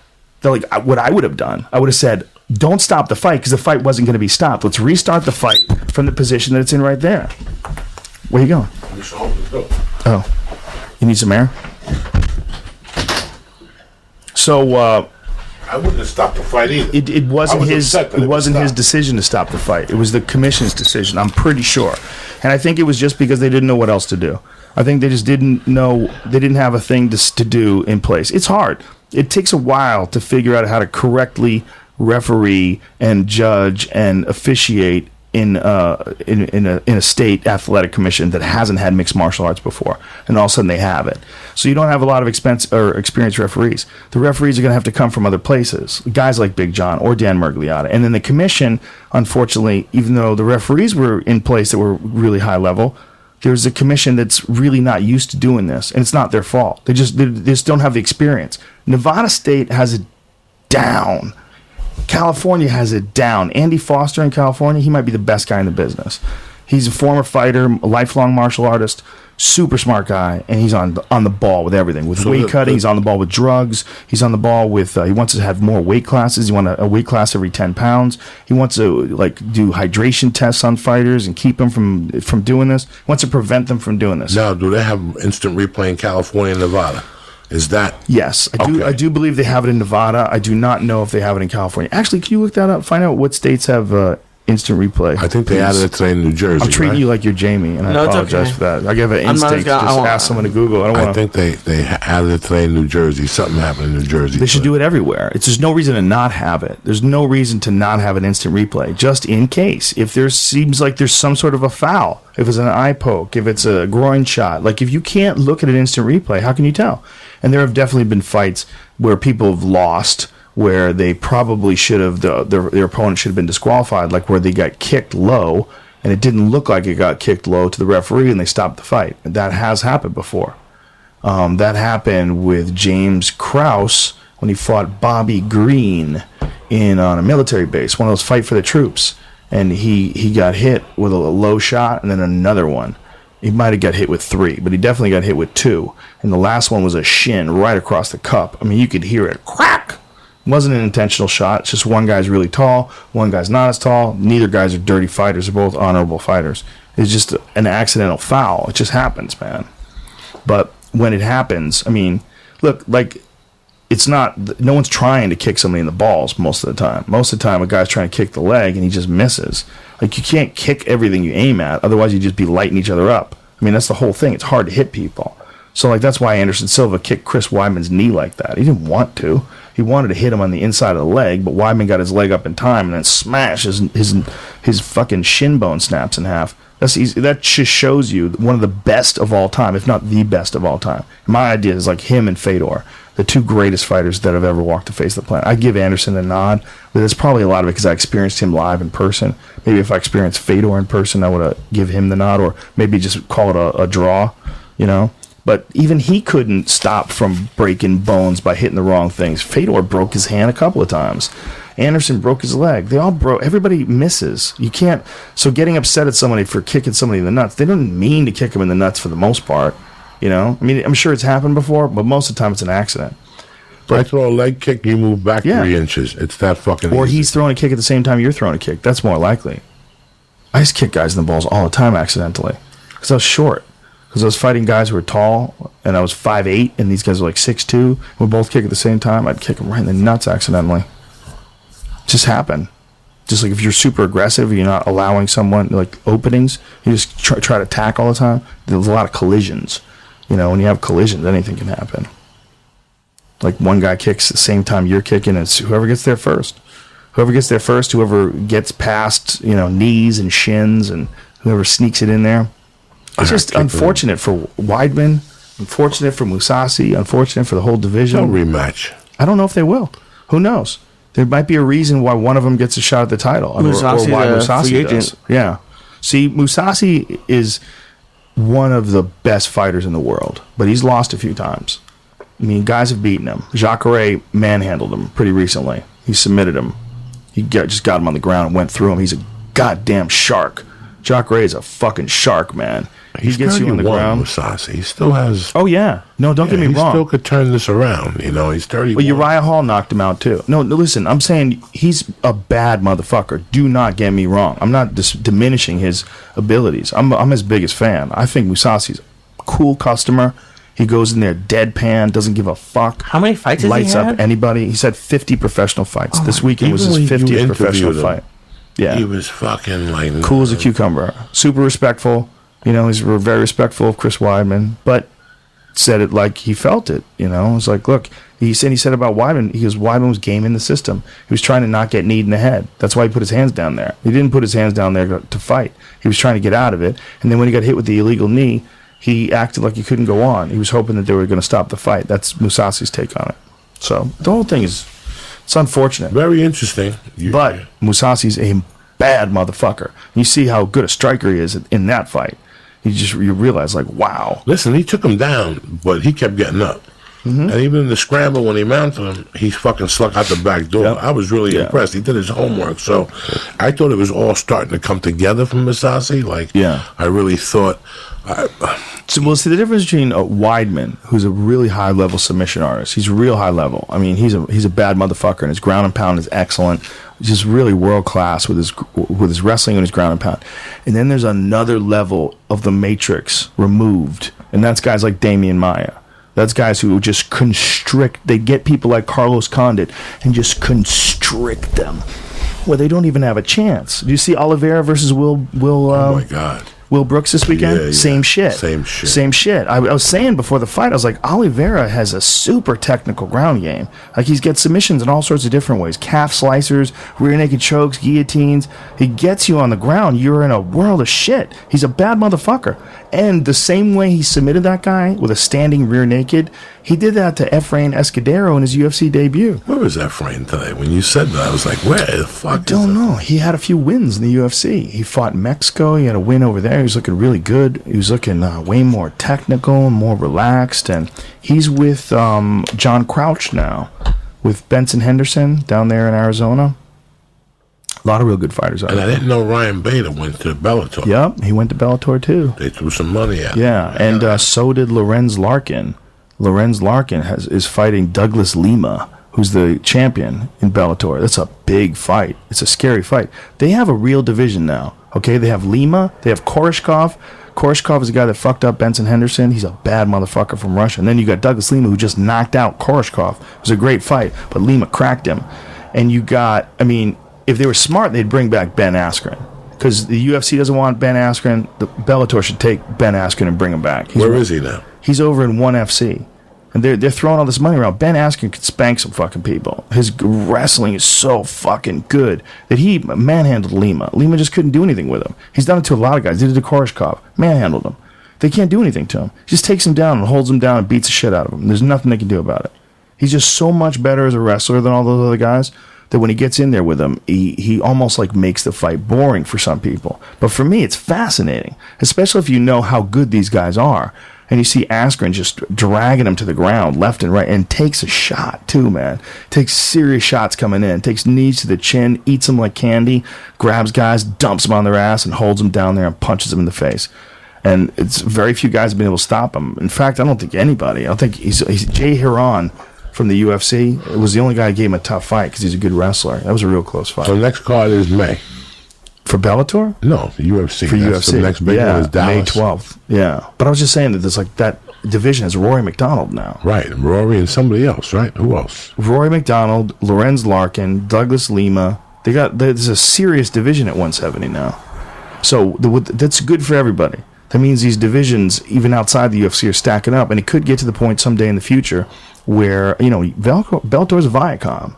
They could develop some huge superstar, some Conor McGregor style superstar, and there could be a big money fight with a superstar from the UFC and a superstar from that organization. An undeniable thing, sort of like what's going on with McGregor. What's going on with McGregor right now is McGregor is facing an undeniable, Floyd Mayweather is an undeniable force, undeniable when it comes to financial advantage for being in business with him. He's Floyd Mayweather. He's one of the biggest pay-per-view, if not the biggest pay-per-view seller in boxing history, right? So him versus Conor is just, there's so much money there, everybody will work together. And that could conceivably happen someday with Bellator. And they're doing the right thing to get into that kind of a position. By having like really legit guys like Lorenz Larkin, super underrated guy. Lorenz Larkin's one of the most underrated guys in the sport. And then Lima, who's a fucking beast. Rory McDonald is still one of the baddest motherfuckers on the planet. He's super well-rounded. He might school all those guys. He might school them all. And then you got Paul Daly. Paul Daly's over there. Semtex, that motherfucker knocks people dead. He's just knocking people dead. He has the nastiest left hook in all of MMA. Just cracks guys. And he's a left-handed guy, but he fights orthodox. So his left hand is his power hand, but it's his forward hand. He'll knock you out with either hand. Don't get it wrong. Like his last fight, he knocked dude out with a flying knee. Really tough kid too. Just boom, hit him with the same kind of flying knee that Yoel Romero hit Weidman with. Just one of those, where the guy's out before he even goes to the ground, and they bounce. But Paul Daly does that to everybody. He's terrifying. They got that Michael Page too guy. You ever see that karate guy? He's the guy that broke Cyborg's skull. Where Cyborg, his skull caved in, and they literally put plates in it. Did you see that? That guy's over there too. That's the same division. So that's a division full of killers. So one guy could rise to the point where, and that's good for everybody. That's good for the fighters. Everybody makes more money. It's good for the UFC. It's good for them. I barely got enough time to watch the UFC, all right? Yeah. Leave me alone with Bellator. I don't know nothing about Bellator. You got to watch kickboxing. Every time I turn it on, I go, what am I watching? I'm so spoiled with the UFC watching and the shoots and stuff. Did you see Bellator kickboxing? Did you see that this weekend? I had some friends in that. Otherwise nothing. It's pretty badass, man. UFC. John Wayne Parr was in there. He's always fighting. He's always beating somebody up smoking cigarettes. He's the man of steel. No. He doesn't smoke cigarettes. What's the guy that smokes cigarettes? There's one of those. Joe Schilling. Joe Schilling. Yeah. That's the man of steel. He didn't fight this week? No, not this card. But he's fighting for Bellator kickboxing, too. What do you got the rest of the week, Tarzan? Just hanging out, doing some sets, Doing Tripoli's show in the main room on Wednesday. Tripoli's got a show. The Naughty Show? I don't know. He's put together his own show. Wednesday in the main room. Callan's doing it. Schaub's doing it. Brian's got a show, too. I'm doing Brian's show over at Laugh Factory. Holla. You're out every fucking night. Having some fun. How fun was Buffalo? It's a good time. Buffalo's always good. That late show is late, though, man. 11 o'clock at night is a late show for Buffalo on a Friday. I got to be honest with you. They were a lot better than what I thought. Oh, yeah, they were great. I saw people at 7 o'clock getting tuned up for the 11 o'clock show. I thought it was going to be hand-to-hand combat. Comedy, and I was prepared for it. I was like, it's going to be hand-to-hand comedy. And I got to tell you something. They were very well behaved. Oh, they were great. I watched a half hour of your set. They were very well behaved. Yeah, they were great. I was in shock for an 11 o'clock show. Well, you're going somewhere interesting now. Where you going this weekend? When are you going next? You're going somewhere next. I go to Oxnard. Oh, that's right. You're doing Levity and Oxnard. Then I go to the new one. Bakersfield. Have you done that place yet? The Oxnard place? No, this is my first time. It's fucking great. I'm doing 420 weekend. Then I go to Milwaukee to see Duke Rufus. Oh, beautiful. And I fly the next day to Michigan. Oxnard is like a road club, a really good road club. Like, they're super happy that someone's coming out there. Because for the longest time, they had to drive. Oxnard, you live an hour and 10, hour and 20 outside the city. They had to drive into Hollywood to watch shows. So when a guy like you comes to them, they're so happy. They drive 10 minutes from their house, and the club's amazing. It's a big place, too. It's like 300 and something people, maybe even more, maybe 400. Look, I told you I was really impressed with Levity Live Nyack. Very impressed. Very impressed. Yeah, they're doing good shit. The chef at Levity Live was the chef from Oxnard. He had just worked a weekend with you. But they're hiring a new chef at Levity Live, so he's out there training them. Oh. I had a phenomenal time at that club. It really opened up my eyes. I was like, Jesus Christ. I forget up this part of New York. Oh, yeah. This part of New York is fucking different. You know, it's, I miss that. I miss that 914 attitude. It's in Rockland County, and you have... a little aggressive. You have a little aggressive. What's the other place that's Westchester's close by? Yeah. I missed that. That's it was New pretty Rochelle. interesting. New Rochelle, people were there. Bronx people came. Yonkers. Yonkers people were there. Very fucking tremendous, my friend. I'm happy you fucking made time for me, dog. Oh, I'm happy to do it. I'm happy you came down here on Monday night, fucking around, talking about different shit. I love this place. I haven't been here. I love how you got it set up. Lee Syatt, look at him. He's got Syatt, 2,200 milligrams of death today. Did you? That's what's going on. Look at the shape, man. Did you put all these lights in? No. Kevin, our friend from, what's the name of the company? AfterBuzz. Oh, he does it professionally? He could do it in 2 fucking minutes. Oh, it's nice. amazing. He's a lighting guy, like a TV lighting guy? He just had a funny feeling about lights and stuff like that.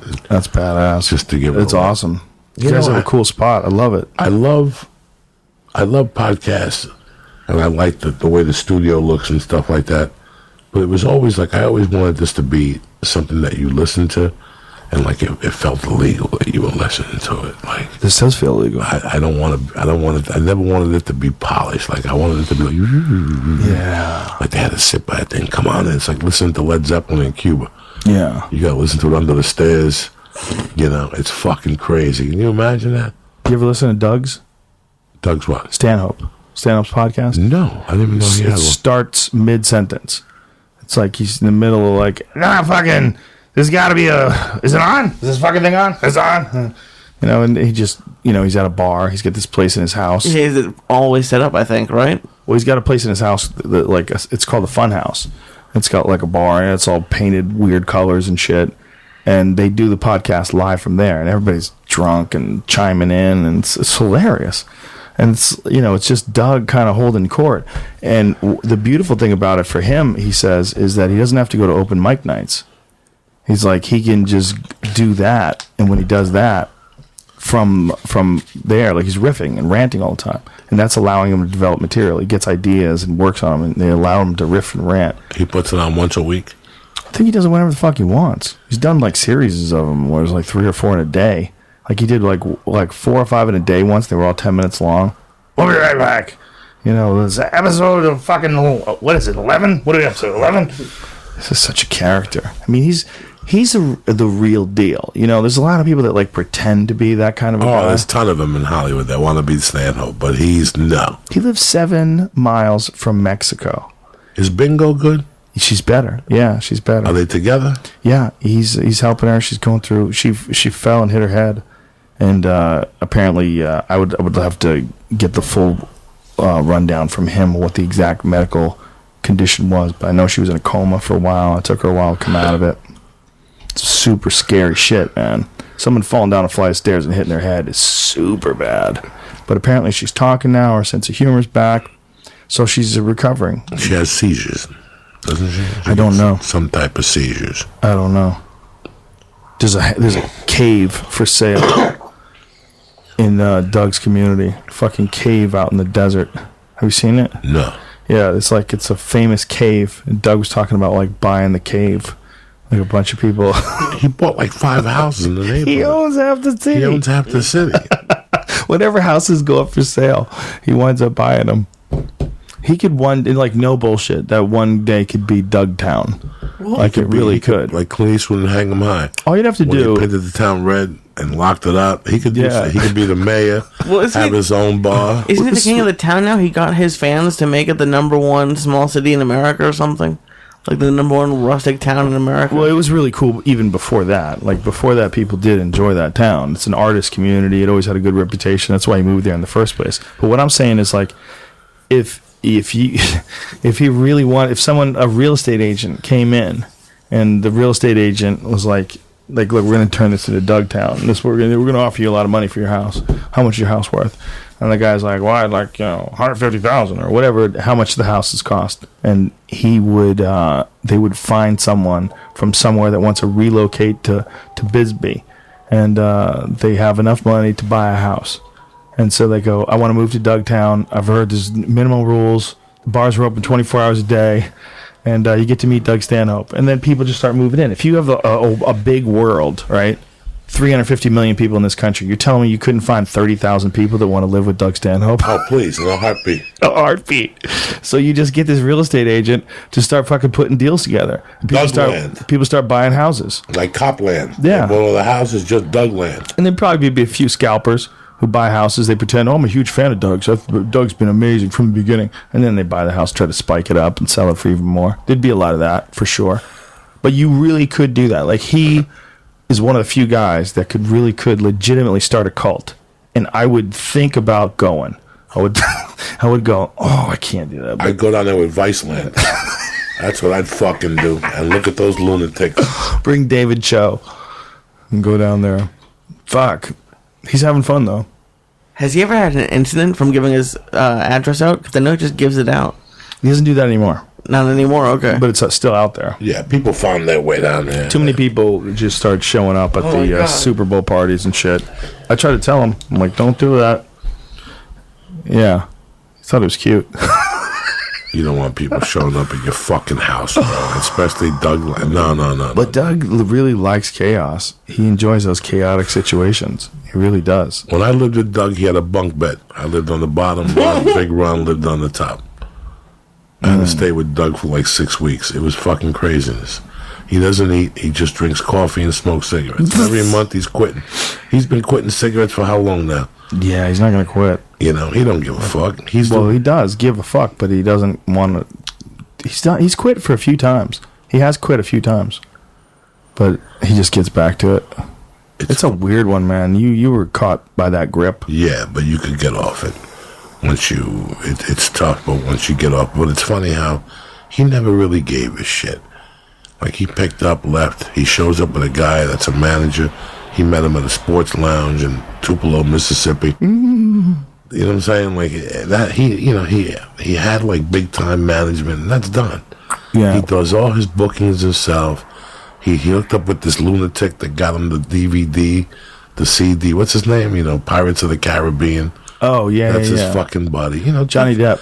Doug really is like in the air of Lenny Bruce. Like, Doug is just crazy. He's out there. He's legit. He's legit. He's That's as the way legit it as is. they get. That's the way it is. Well, I was watching this special when it first came out. I'm sitting there going, how many years do I know this guy? And he stuck to the script. Like, this was not, if anything, he got fucking crazier. If anything, he went deeper. Yeah. Like, I've known him since 91.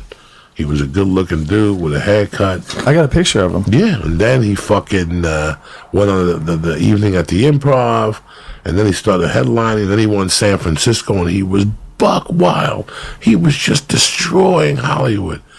Yeah, that's him. They would put him up at the store at fucking... Jesus. Doug Stanhope with a mullet. Oh, my God. In a pool up to his chest. That's in Vegas. With a glass of wine.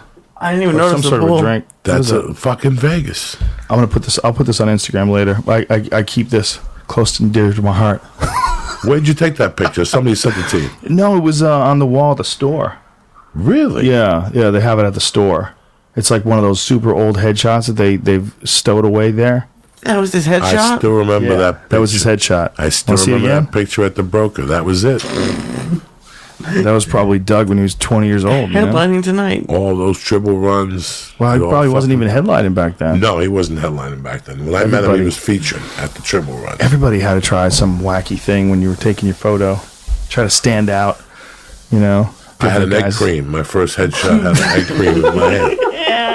Some guy took it behind the fucking Abo's Pizza in Boulder. Oh, that's funny. Some dude kept telling me, I'm a photographer. Let me take your headshot. I go, well, hurry up. He goes, well, what do you want? I go, I don't know. I'm drinking this. And he just took pictures. And that was my first headshot. Did he have you take one with a mustache? Like an egg cream mustache? Listen, what are you, retarded? What, I'm a kid from fucking Hershey's? He just said, stand behind the light. And he took 2 pictures, and that was my headshot. Wow. What was your first headshot? Jeff T. took it. In Boston? Jeff T., the stand-up comedian, who wound up marrying that chick that's on The View. What's her name? The one who's really religious? The black girl on The View? God damn it. Why is there Sherry Shepherd. Sherry Shepherd. Yeah. Sherry Shepherd, who was always at the store. You remember Sherry Shepherd from the store? Fuck yeah. Before she was on The View, she was a comic. She was always hanging at the store. She always had a clean set. Always, like, very clean. Very nice. Sherry Shepherd is very So who nice. married her now? My friend Jeff T. from Boston. Really? Yeah. That's who's married to her I now? think they got divorced. But they were married way back in the Disney. But Jeff was an amateur photographer. And Jeff, he took my first headshot. So stupid looking, me with a leather jacket on, looking like an asshole. I took another one afterwards with me looking like an asshole. I've taken several headshots. Douchey when I was like 22. You don't want to find those things. It's so bad. They're so bad. I had like a tank top on with like a leather motorcycle jacket, and I was looking sultry. She just went to war with her ex-husband over a kid. She had the eggs. Probably Jeff.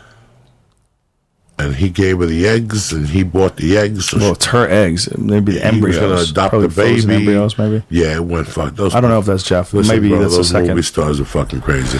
Those View bitches, they're fucking. You get Everybody's crazy, Joey. Isn't everybody crazy? No, not like that. But everybody's a little crazy. Oh, please. We're all crazy. I still hear voices, but I fucking maintain, brother. The craziness is what God is here, Joe. Yeah. Nobody sane would do this. Nobody. People would back out of this after 5 months and go, what am I fucking crazy? We should do a tour. Like a real tour. Figure out like who's going to be on it. Do like 4 of us. Ari, I'm sure, is on his own thing right now. He's probably on. Ari's probably nothing. I bet you could barely talk to him right now. He's probably learning new languages and shit. Ari's that dude that got caught with hash in that movie Midnight Express. He's somewhere talking And he jerks off on his right wife's now. tits when she comes to visit him. Remember that? Fucking, yeah, at the end. Yeah. But no, he's somewhere learning a culture, enjoying himself. Enjoying himself. But putting together something like that. Maybe Segura wants to hop in. Maybe you, me, maybe Hinchcliffe. Just figure it. We'll figure it out. With just a bunch of people in and out. Yeah. Who's ever available, yeah. And just have some fun. Because, like, one of the things that I was thinking when we were doing those shows in Buffalo is, like, how much fun we're having. Hanging out, doing these just amazing shows. They're so fun. You know, like, whenever we're at the store and we're hanging out doing these shows, I'm like, these are amazing nights. It's so enjoyable. And it jazzes me up. Like, it gets me pumped up about comedy. You know, it gets me excited to do more of it. Not that I'm always excited about it, but even more so, you know? You think it would happen with, like, Kings of Comedy or the Blue Collar Comedy Tour or, you know, any of those things. Those groups of guys that get together and put together a show. They're doing it now still. Who's doing it? Eddie Griffin, George Lopez. Yeah. The Black and Brown D.L. Tour, right? Blue, Hoogly, who else? Felipe's on the tour right now. On that tour? I'm not a different one with. Oh, he's with Eddie Epps and those guys. No, he's with. Mike Epps, right? He's got a fucking kangaroo. Yeah, he got Mike Epps. He had in trouble with the kangaroo. Did you see does that? he? Yeah, Mike Mike Epps had a kangaroo on stage. I don't know what was going on, but he had a kangaroo on stage. That is such You a remember funny when Mike thing. Epps and Tommy Ward were at war? Tommy Ward? Thomas Ward. Remember somebody Were was they at really? war with Mike Epps and they punched him in the face at the store and then he caught him somewhere and knocked him out somewhere. Mike Epps been in war with a couple guys. He got in war with Cat Williams. He got in war with Kevin Hart. Kevin Hart was the most hilarious guy. You gotta bring your ticket sales up. If you want to go to war with me, you got to bring your ticket sales up. I know you want to compare yourself to me. You're doing some small colleges. You're doing some clubs, a little small theater. It's like, you bring your ticket sales up. The way he does it, it's like, so ruthless because you can't say anything. I mean, he's Kevin Hart is so energetic, like in the way if he's attacking you, it's most likely because you already attacked him. It's like this is a comeback that he couldn't address him. So you got to bring your ticket sales up first. That's such a black comedian thing too. Like if a white comedian talks like that, you get crucified. You know. We were talking about this. What the fuck happened to Cat Williams? He's got a special that's coming out. Really? Yeah. Where'd you hear? 2017. I saw it the other day, right after we talked about it. Oh, that's funny. He looks like he gained some weight. Dude, Cat Williams to this day has some of my favorite specials ever. The Pimp Chronicles. Me too. Part 1 was amazing. Part 1 was amazing. The Michael Jackson thing was amazing. There was a couple of things that were really fucking amazing. I still remember doing his room up here for $50, bro. You did his room? Yeah, right here. 10 years ago, he came up to me at the store when he was Cat in the Hat. Oh, that's right. He was Cat in the Hat for a while. I remember we used to hang Sunday nights, and one night he came up to me, man, that was funny shit. Can you do my room right here? It's still there. It's still like a jazz club right before Jerry's Deli. If you hit Jerry's Deli in Studio City, you went too far. It's a block before all that shit starts. It's still there. Wow. I did it twice. Once with him and once with somebody else. And it was like 10 people. He gave me $40. Here you go, dog. I was happy as fuck. And then 10 years later, he shows up as Cat Williams. Fucking killing motherfuckers. He did that special. Didn't he bring a lion on stage? Didn't he have a lion in a cage? I want to say he had a wardrobe change in the middle of his special. In the middle of his special, he was sweating so much because he's always yelling and screaming and jumping around stage. He was sweating so much he took his fucking clothes off. He went backstage and changed his clothes. I'm pretty sure he had a lion. I'm pretty sure he had a lion. Did Cat Williams have a lion on stage? See if you can find that. I'm trying to find. I don't think so. That's the way to do it, though. Maybe. Why do I feel like he had a lion? I feel like he had a lion on stage. A lion or a tiger? There's a fucking difference. The lion, the tiger, one of them. Find it. Cat Williams had a lion on stage. Google that. You got it? No, I don't think so. Here, I Googled it in 2 minutes. You have it? Hilarious, priceless, special debut. Cat Williams stomped and jumped in the head at Philly concert. He's done some shit, but I don't see lion. He took some beatings, dog. He got into fights at places. He's getting sued. That one show, fucking whatever, Live Nation. He killed Live Nation, and they give all the money back at the Sacramento show. Yeah, what show. happened? He did a show and then didn't do stand-up, right? Yelled at some people and then got off stage? He did something. He was going through a fucking ton of shit, you know. I laugh at those stories. Like they say that, what's the girl's name? Killing Me Song, the Fugees. Did I really? Yeah, Lauryn Hill. Lauryn Hill gets to concerts 3 hours late. Like, can you imagine getting to a concert at 7:30? The show's supposed to start at 8, and she don't go on until 10:30. Are you fucking crazy? Are you fucking crazy? That's when you're just crazy. Well, she wasn't paying taxes. They put her in the pokey. That's one of the things they do with taxes that they don't do with anything else. They put you in jail. Like, if you owe money, like, say if you owe, like, for a car that you didn't pay, well, you know, they get a lien on your funds and they wind up putting you in jail. But if you owe the government money and you just don't pay taxes, they put you in a cage. And they don't fuck around. They even put Blade in the cage. They put him in the cage for a few years. They don't fuck around. It doesn't discriminate, bro. You owe on. Look at, they're gonna sell your boy to school. They're gonna send him for fucking 10 years. Who? The kid from the Jersey Shore. Who? Who's that? The situation. Oh, they're putting him in jail? Oh yeah. For what? He's got 2 charges. For taxes? Oh yeah. He's got, type it up. No. I think one was taxes and one was like he payment, like a payroll. Like he fucked up. Like, what was the other one? Taxes or what? I thought it was payroll, but let me check. Are you high enough that you could actually type? I mean, are you like he's all right. sober? I don't do even know this how every you day. can see. I have no idea. He's a Look at his soldier of eyes. death. He's a I soldier. mean, while of he's death. typing, I'm like, there's no way that guy could see that screen. He's a soldier of death. He's bro. We got him trained just in case ISIS takes over with THC. His levels are high, and he can make it. What do you got there? Put it up on the screen. Okay, well, It's too high. I can do it. I didn't know you wanted to read about the Jersey No, I want Shore. you to fucking read. I want you to read it to me. Jersey Shore star Mike the Situation Sorrentino hit with serious new tax charges. Ooh, boy. 8.9 million. You're going to jail, cuz. He dodged taxes from 2010 to 2012 on 8.9 million in income from promotional events. He evaded payment by filing false returns and by claiming millions in business expenses, including pricey cars and personal grooming, according to the first indictment. New charges accuse the Situation of structuring funds to evade currency transaction reports, according to a statement from the U.S. Attorney's Office.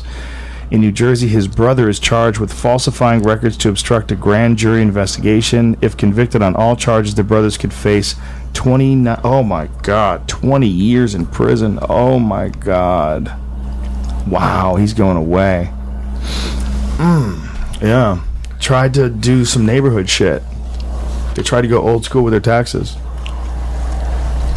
Yeah, see, on this. At one point, he made several cash deposits on the same day in several banks in the amount of less than $10,000 to allegedly evade the bank's IRS reporting requirements. The brothers are scheduled to be arraigned April 17th. Now, they don't owe $8.9 million. No, on $8.9 million worth so of like income. $3 million close to. $3 million. So, Well, depending on what his bracket is. If that's his bracket and he doesn't have any deductions, if they don't accept his deductions, wouldn't it be more than that? I don't know how that works. No, I think it's $3 million and then deductions to make it lower. understated gross receipts, claim fraudulent business deductions. See, and once they catch you doing the fucking, like, let's say some people just go, listen, I didn't know. Yeah. I didn't know. I'll tell you what you don't know. What do you got in the bank? Oh, I got about $600,000. Okay, that goes to us. No. And you got the 3 years probation. That's how this ends. Okay. No. You go to jail. If you pay it back, no wait. If you pay it back, I had a friend that. No. Blade tried to pay it back. They're like, you're going to jail. But there's a well, how much did Blade take? He didn't pay taxes. He didn't pay taxes. He hooked up with one of those wacky Constitution dudes that was like, it says here on page 17, paragraph 3, thou shalt not. You know, I mean, they have these crazy like tax laws. Like when you look at the tax code and you go, okay, what is legal? What's not legal? And what's the interpret? It doesn't matter. If everybody else is paying taxes, you have to pay taxes too. Yeah. Just because like it's not written correctly somewhere, like in some way you think that you could evade this on a technicality. They showed him what they wanted to show. They showed him by putting him in jail. They wanted to send a message that if you do this, even if you're famous, we'll lock you in a cage. That's what they do. It's harsh business. Man. This is hard to read because this is when they know you're trying to fuck with them. That's when you get their attention. And a lot of money, $9 million. Like I said, what's that expression? Ignorance is bliss. Yeah. If you say you're stupid, that's one thing. But if they catch you trying to be tricky, that's when they fucking fine you. Because there comes a fine too, restitution. Yeah. The probation ain't over till you pay. You do know that, right? Well, these guys, I think they're slick. Like, this is like all you have to do, you make several cash deposits on the same day in several bank accounts. As long as they're under $10,000, the IRS doesn't know shit. Are you sure, Mikey? You sure we could do this? This is what we do. We're not going to fucking pay them. We're going to fucking pay them all this money? You want to give $1 million away? You want to take a chance? 20 years. Dude, do you imagine what that must feel like? Well, he's not going to get 20. He'll probably get like fucking 3. 10. And he'll have to do 3, and then he can ride horses because he's not a criminal. They take you to Lompoc, you ride horses, you learn how to shoot bow and arrows, you draw pictures. Everybody winds up going to jail too, man. Like those people from Jersey Housewives of New Jersey, the guy and the girl, the husband. I think the girl went away first, and then the husband goes away second, something like that. They each got to do a year. So I have to stay with the kid. Yeah, and it's the same thing. It's a tax thing. I couldn't think about that right now. Taxes are scary. That's the first thing I fucking do. I don't play with these people. I got away with murder for years. They sent me a wrong amount one time. I cashed it. I don't know nothing. It was too long ago. It's forgive and forget. They only go back 7 years. Well, now that you talked about it, you're definitely going to get away with it. Yeah, it was $200. What did I give a fuck? I was supposed to get $59. No, I'll tell you what it was. They sent me 2 tax returns. The same check, like they fucked up. Yeah. The computer had fucked up, so they sent the check on Saturday and one on Monday, the same exact check. I cashed them both. I took what Chance Columbus did. Fucking business law. If something lands in your mailbox, it's yours. 9/10 of possession is fucking yours. I love you, brother. Thank you very much for coming on. We're having a lot of fun. And I love the fact that people love this podcast. Your podcast is huge. No, we have a good time. People bring it up to me all the time. We talk. We just talk normal here. There's no fucking drama. I'll give the shout-outs later and all that shit. Levity Live, 420 and 427. I'll be at the 10 Bloor Brewing Company in Bakersfield. I'm going to go up there and spend the day with Matt Baker and learn how to choke people correctly from the Fat Man Side Control. He taught me. Then I got Utah, and then I'm in Milwaukee. Are you doing Wise Guys? Fuck yeah. Yeah, I'm doing Wise Guys. I'm doing Wise Guys in July. I'll be there May 5th and 6th. Very nice. You land on Friday morning. I love that club. I love it. I love that city. I love the whole thing. Salt Lake City is one of the most underrated cities in the country. People have a weird assessment of it, but they're real nice people.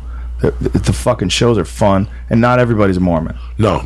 There's a lot of non-Mormons. There's good weed. There's a party. They got the best Olive Garden in the country. The busiest Olive Garden in the country is in Salt Lake City. They walk in there, they think it's fucking Spark Steakhouse. I'm a big fan of Utah people. I like Utah. I like those people. You ski up there? Yeah, sometimes. I've never been up there to ski. You know what, though? Aspen, to me, you can't fuck with it. You know why? Because the way it looks. Like, when you look, Aspen is so fucking beautiful. When you're up there, you're like how could it, like, if you went to Park City, or, yeah, that's where it is, right? Where they ski. Park City. You look around there, gorgeous, right? Beautiful. I mean, it's amazing looking. But Aspen somehow or another tops it. It takes it to another level. Where you look at Aspen, you go, I don't believe it. It got more beautiful. Like, it's just one notch more wooded, one notch more rivers and streams, one notch more beautiful. Like, those mountain towns, man, that's what's up. Like, that's living, man. Those super rich dudes have figured out a way to move to Aspen, and they're up there with their Range Rovers. Every other fucking car's up there's a Range Rover. The cops still have Saabs. I don't know. That's funny. Did Aspen, they used to. Aspen the Snowman. They should have Subarus.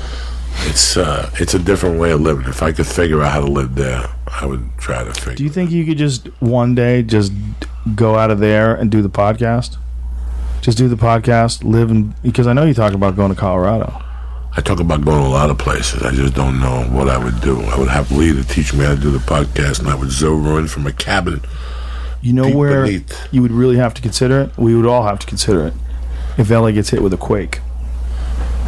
If some real shit goes down in LA, you really have to take into consideration that we're just pretending that can't happen.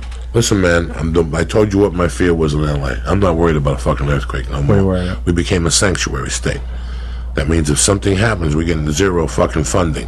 That means if there is a fucking major earthquake, instead of taking 2 days for supplies to get here and help from the federal government, it'll take 10 days, maybe. Well, when did we become a sanctuary state? Last week. Why? Because that's the way life is. That's the way life works itself out. And that's been starting to scare me a little bit. How did that distinction change? Because they hold back federal funding. They fuck around with your paper. Well, they're threatening to do that. I don't think, because they're saying if they have people. You've got a Google machine right in front of you, son. Why fuck around? Find out what this. I don't think it's a threaten that they. I think they'll retaliate at some fucking level. I go down to Hollywood and I see the weed stores, and I could see fucking Trump coming in here and shutting down 10 of them on Sunset Strip. You know, they're getting too fucking lax. So now we just legalized marijuana, and now you want to become a sanctuary state. You know what's interesting? There's a story today on one of the news sites about how many pot arrests they have in Washington, D.C. Even though marijuana is legal now in Washington, D.C., they still arrest people for pot, and it's primarily African Americans. Oh, please. Primarily black dudes getting arrested for weed in a place where weed's legal. They do what they want, your brother. Always remember, it's a federal fucking law. We're just living on rented, borrowed time. I appreciate their courage. I appreciate that they're trying to do a fucking thing. But when I went to Hollywood a month ago, and I got stuck in Hollywood, I was driving on Santa Monica, what I saw on La Brea and the fucking billboards, I was like, Wow. Listen, I don't mind you're a gangster. Just don't remind me. I don't mind if you're a gangster. Just don't remind me. Keep it small. There's one that you pull up to at the light by Target on La Brea that you look at and go, looks like a fucking amusement store, my friend. Looks like somebody sank $20 million into it. So I know that the investments are high, but I don't think they covered themselves before they dotted the T's. And that's what scares me. That's the only way Trump could that's one of the ways he could really fuck with us if we become a sanctuary state. Colorado ain't becoming no sanctuary. I don't know if that's sanctuary state. But Colorado got their weed game so tight, they could send fucking the DEA in there, and you can't fuck with Colorado. Colorado would come up with, all these states that where you go now, they have a whole floor now to marijuana, where it was just one attorney. You know what I'm saying? Mm-hmm. Like if your attorney office has 7 floors, they had one office about marijuana. Now they have 2 floors. The thing is, it's still a federal issue. It's a federal issue, and that's why I don't like what I see. Yeah, well, you got a good point. I mean, that Jeff Sessions guy that they have now, he's scary in a lot of ways. Like, he's publicly said that good people don't smoke marijuana. I mean, maybe he believes that. He might believe that. But maybe he's been influenced by companies that would benefit from keeping marijuana illegal or reversing the trend. That's possible, too. There's a lot of people that think that there's pharmaceutical companies, rather, that stand to lose millions and millions of dollars from this. That they absolutely will. Maybe even billions. They already proved it that all the states that have legalized marijuana, opioid emergency room visits are down. Colorado is a sanctuary state. Is it? And then what they're saying is, I mean, he could probably make things difficult, but what about California? Legally, California is. But you said Colorado. Colorado. Did you mean California? No, I meant Colorado. Both of them. Yeah, we knew California was.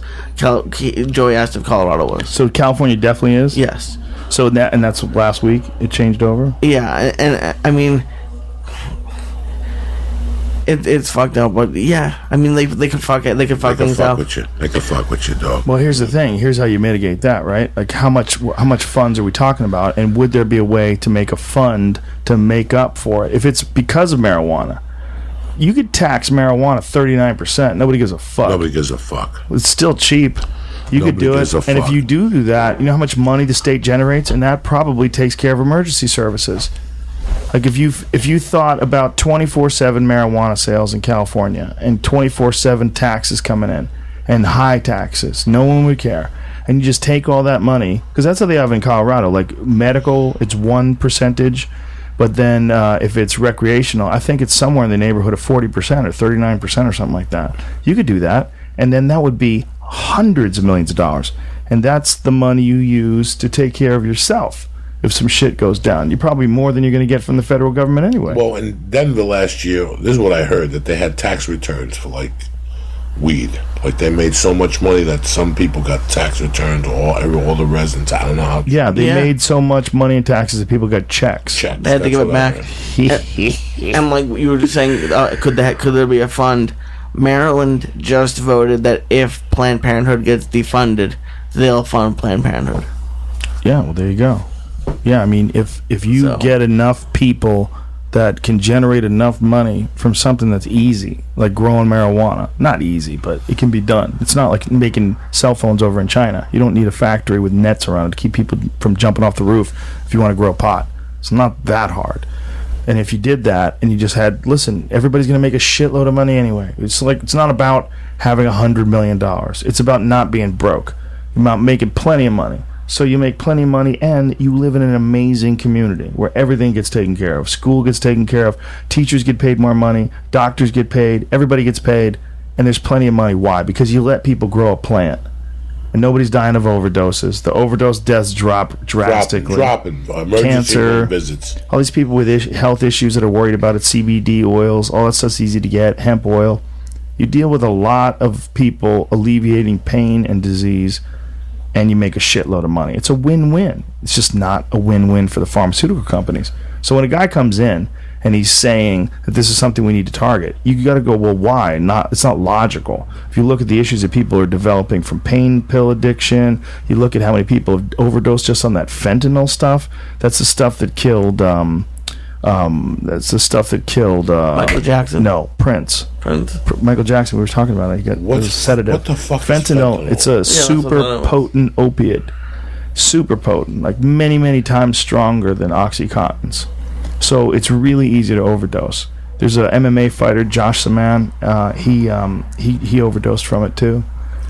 Apparently, I heard. I don't know if that was it. I'm pretty sure that was it. That's what it. God, I shouldn't have said that because I'm not exactly sure. But somebody told me that. And then I think there's been quite a few deaths from that stuff. The fentanyl stuff's very scary. And so there's that. That's legal. And no, you don't see this guy chasing that down, saying, "Hey, folks, there's an herbal remedy. It's called edible marijuana. It's probably as effective as anything you're talking about, and it doesn't kill a goddamn single person. And you can grow it yourself. You can make your own, and communities can make their own. I mean, it wouldn't be hard at all to make it dirt cheap. It's a weed, for Christ's sake. It's super hardy. You don't need very many pesticides. What do you need? You need fertilizer and light, good soil and water, and you have one of the most profitable plants known to man. You have the gold crop, and so the boundary to entry is not that difficult. It's not that difficult to get in the game. You know what I'm talking about, Lisa? I do. Do they have? I was wondering if they had medical marijuana or recreational in Aspen and in nicer communities. They have it in surrounding communities. I saw it in Colorado. It was funny. We were driving to this place to go race, not jet skis, snowmobiles. We were snowmobile racing with the kids. Fucking hilarious. It's so fun. They have a track. Yeah, please. And they take you out and they take you on a tour through the mountains, and you come back and you race snowmobiles. It's fun, man. We had a good time. As long as you don't get silly, don't wipe out. And if you do, you wipe it out in fluffy snow anyway. But we passed this place, and it's really nice, small town with pretty nice houses, and apparently wealthy people have their estates out there. And there's a weed stop. Just big old fucking weed stop. Just come on in, buy some weed. You just got to show a driver's license. My mom bought weed in Boulder. This last time? Yeah. My stepdad had to stay in the car because he didn't bring his driver's license. Wouldn't let him in. Is that the first time? Or was it the opposite? Maybe he got it and my mom didn't have her license. They wouldn't let her in. Was that the first time your mom bought weed? She just I think so. Yeah, the first time she's ever bought it from a place like that. How cool was that?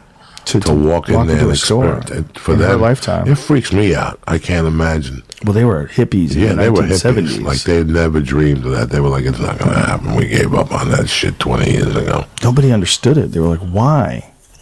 How is it still illegal? I mean, think about it. It was illegal, Joey, in 1970, right? So when I was 3, it was illegal. It became legal when I was 49. Who would have thought that? With all the evidence, not a single person died in all that time.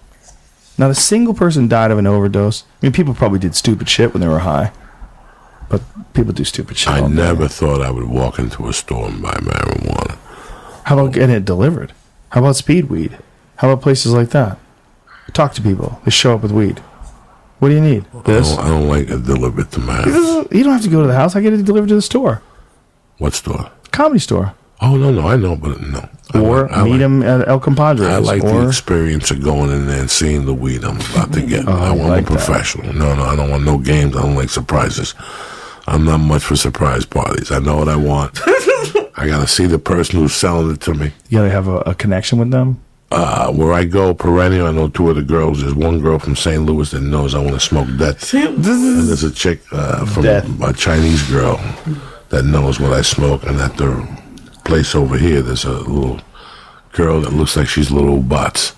She really does, like she's a runaway. But dog, when she sees me walking in there, she knows exactly what I want. And they have bud tenders, and you tip them, right? Yeah. You have like a tip jar. You throw some money in there. Yeah, the young girls, I always put fucking a 10 or 20 in there. Good for you. They're great girls, man.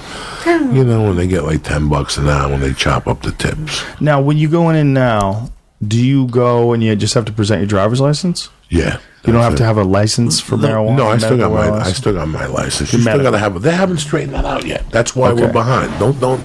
That's why people really. That's don't why it's know not what's like going Denver, on. right? No, they're not gonna get that shit together to 218. So anything can happen. It's like Wednesdays on the Mickey Mouse Club, dog. Anything can happen there. Oh, you remember Angel Heart? You must have saw Angel Heart. Yeah. Did you see it? Yeah. After I said it. Yeah, I knew. Well, I remember that line. From that movie. Yeah. It's at the Wednesday. end. It's Wednesday. Anything can happen day. What are you saying, Lee? Fuck. Jesus, Lee. Yeah, I know he's No. before saying the future is audio. That's when I knew he was done. He was gone. He was gone at Watching that I things, believe that. when people are watching things, they're playing on their phone. Like, who the fuck are you hanging out with? Hanging out with a bunch of Most of the ADD people. They're gonna do this. I'm like, oh, this guy. Why is he doing I this could have to me? sworn Cat Williams had a fucking lion on stage. No. I can't believe it. That might have been a really good dream. Yeah, it must have been. That was one of the ones I was convinced. Cat Williams Tiger on stage. Let's try that. TIGER. Audio in the future. Are you fucking crazy? Yeah, that's so ridiculous. You had me off. But you made a Fuck. good point though. No, he did. I get it too. I always thought that I liked the idea of the podcast because it reminded me of being young and listening to albums that were dirty, and I had to hide them. I had to listen to them on the slide. That's why I really was curious with the podcast, because I wanted Americans to listen again. Yeah. I really believe in listening. We don't listen. We do not fucking listen, you know.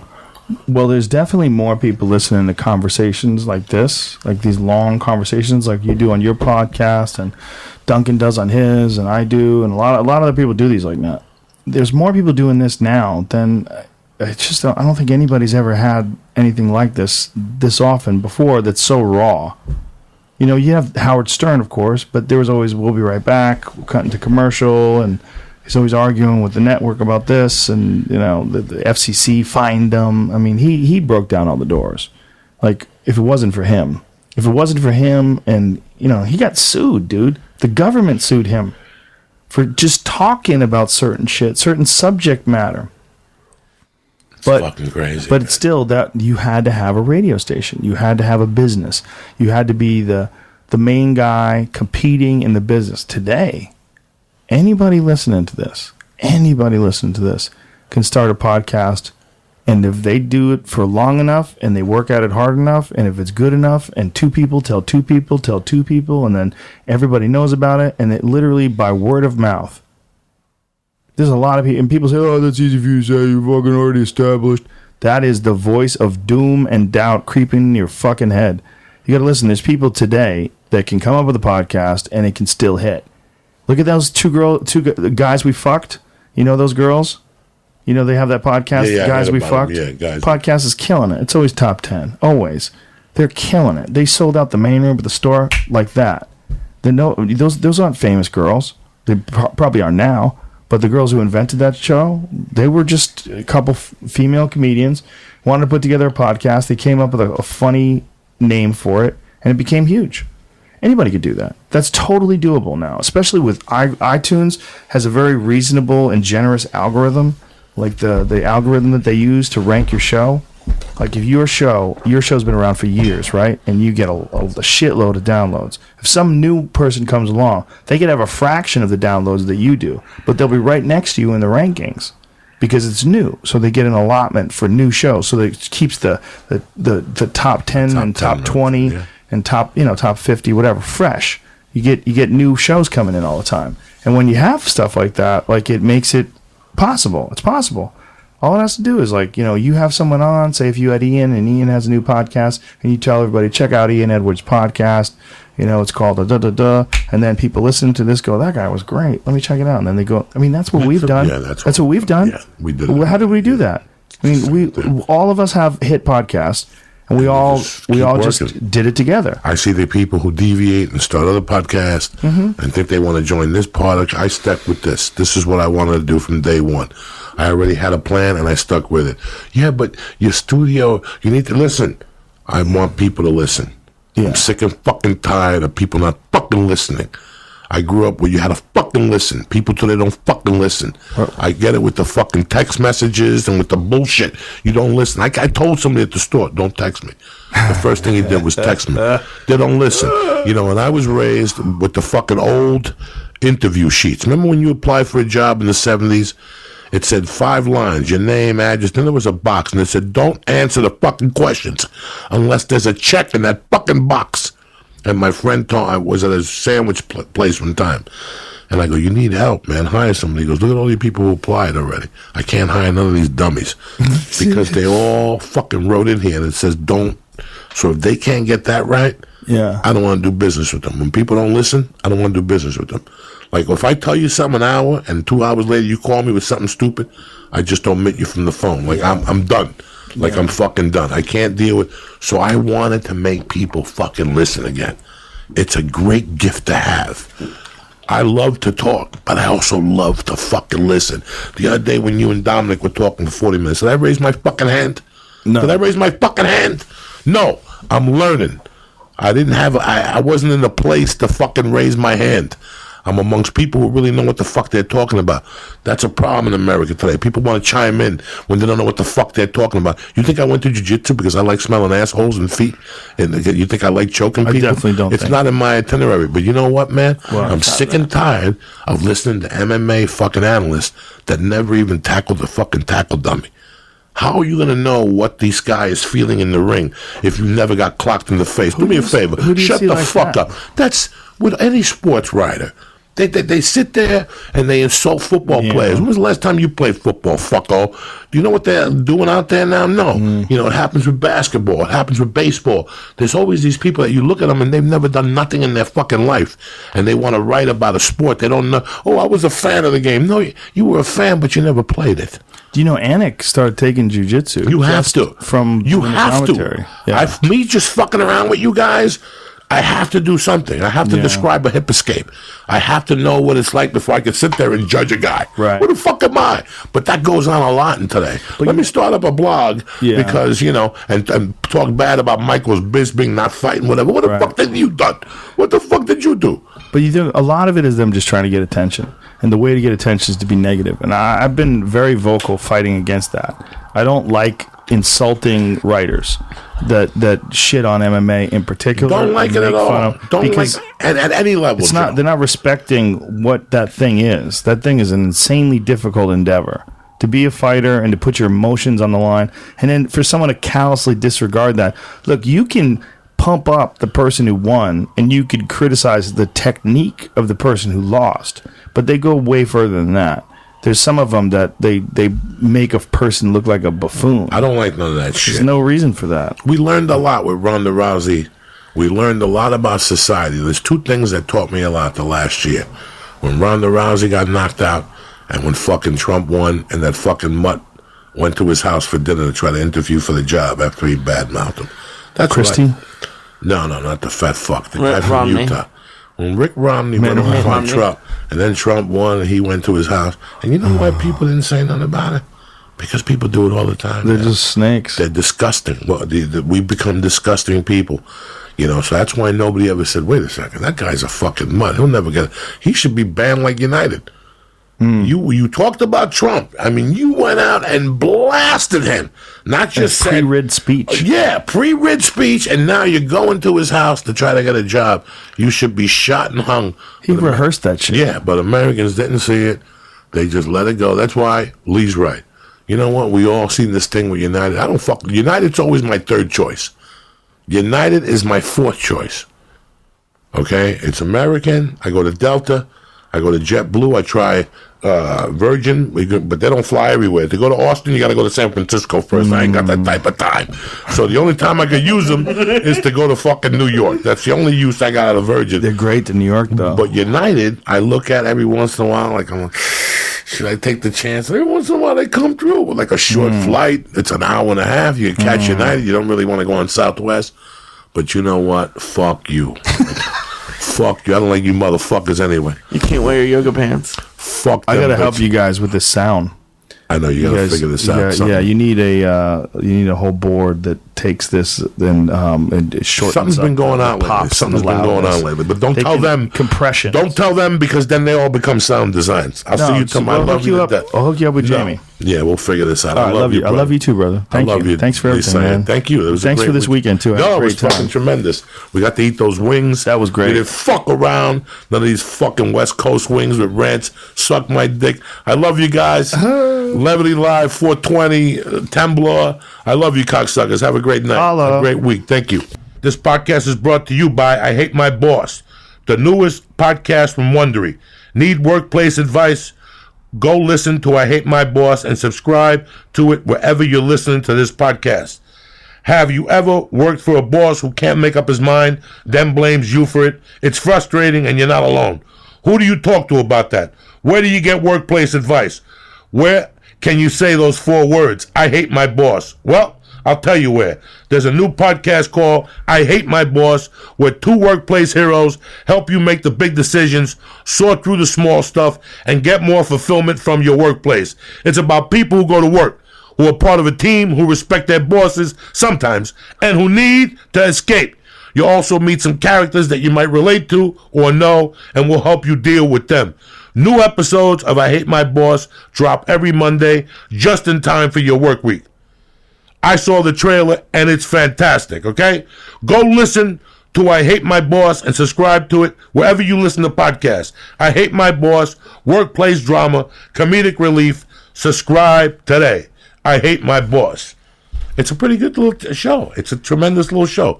Go listen to it. Take a chance Columbus did. You're going to love it. If you like Uncle Joey, you'll like this show. What do you do when you want a snack but all you can find is junk food? Rely on your self-control to resist the temptation? Please. You eat that junk food like anybody else. Start snacking healthy with Nature Box. Nature Box makes snacks that actually taste good and are great and are better for you. Created with high-quality ingredients that are free-form, artificial colors, flavors, or sweeteners. So you can feel great about snacking. My personal favorites are the Cocoa Bonds. And what else do you? I like the. I like the salt and pepper cashews. I like the salt and pepper lentils. Lentils and the chocolate nom noms are good. Tremendous. Nature Box recently made their service even better. Now you can order as much as you want, as often as you want, with no minimum purchase required, and you can cancel at any time. It's simple. Go to naturebox.com and check out their snack catalog. There are over 100 snacks to choose from, and they're constantly adding delicious new snacks. Choose the snacks you want, and they'll deliver them, listen to this, right to your door. You can watch a 600-pound man and join them. With Nature Box, you'll never get bored. If there are new snacks each month, inspired by real customer feedback, and if you ever try a snack you don't like, Nature Box will replace it, ready for this, for free. A snack you don't like, you taste it, you send it back, they'll replace it for free. And right now, you'll save even more. Nature Box is offering our fans 50% off your first order when you go to naturebox.com/Joey. Again, that's naturebox.com/Joey for 50% off your first order. Let me tell you something. That's a tremendous deal. naturebox.com/Joey. Start snacking healthy, all right? Bring the bag to work with you. Knock yourself out all day. You'll be fine. You go to the gym, you'll lose a little weight. It's bikini season. Cut this shit. Number 2, why? It's bikini season. You're going to shave that monkey. You're going to get a suntan. But then something happens and it starts reeking or your muffler starts stinking. Guess what? We got a Superman for you. Bidets are back, bitches. The Church of What's Happening Now would like to introduce HelloTushy.com. Portable bidets that spray your muffler spotless, or your monkey, whatever you're into. Or if you switch governments, whatever you're holding. You know what I'm saying? It gets ugly down there from time to time. Whatever you have. You need a little water down there. Hello Tushy got the answer for you. Listen, it's biological. You don't use toilet paper. All right? It's clean water that comes right out. Let me tell you something. There's an electric shock. How you going to wash your face? With the bidet. All right, you save on toilet paper, you're saving on trees, you're a nice guy. You don't have to go buy a Prius and show your friends you're a half a fruitcake and shit, and they give a fuck about the environment. With Hello Tushy, you're saving trees, you're saving fucking jungles, okay? You're just sprinkling water, whether it's got minerals in it or not. You got to get a filter for the Hello Tushy. If not, your asshole will smell worse than it did when you started the program. That's a joke. Go to HelloTushy.com right now and press in church and get 10% off your order. Delivered to your house, whatever you need. They got a 60-day money-back guarantee, but you're not going to... Listen, you're going to love it. Trust me. Take it from a fat dude who's mathematically can't wipe his ass from time to time because my shoulders hurt. So listen, HelloTushy.com and get your asshole right. That's the new slogan. HelloTushy.com. Get that asshole smelling right. I love you motherfuckers with all my heart. Have a great week. Thank you for listening.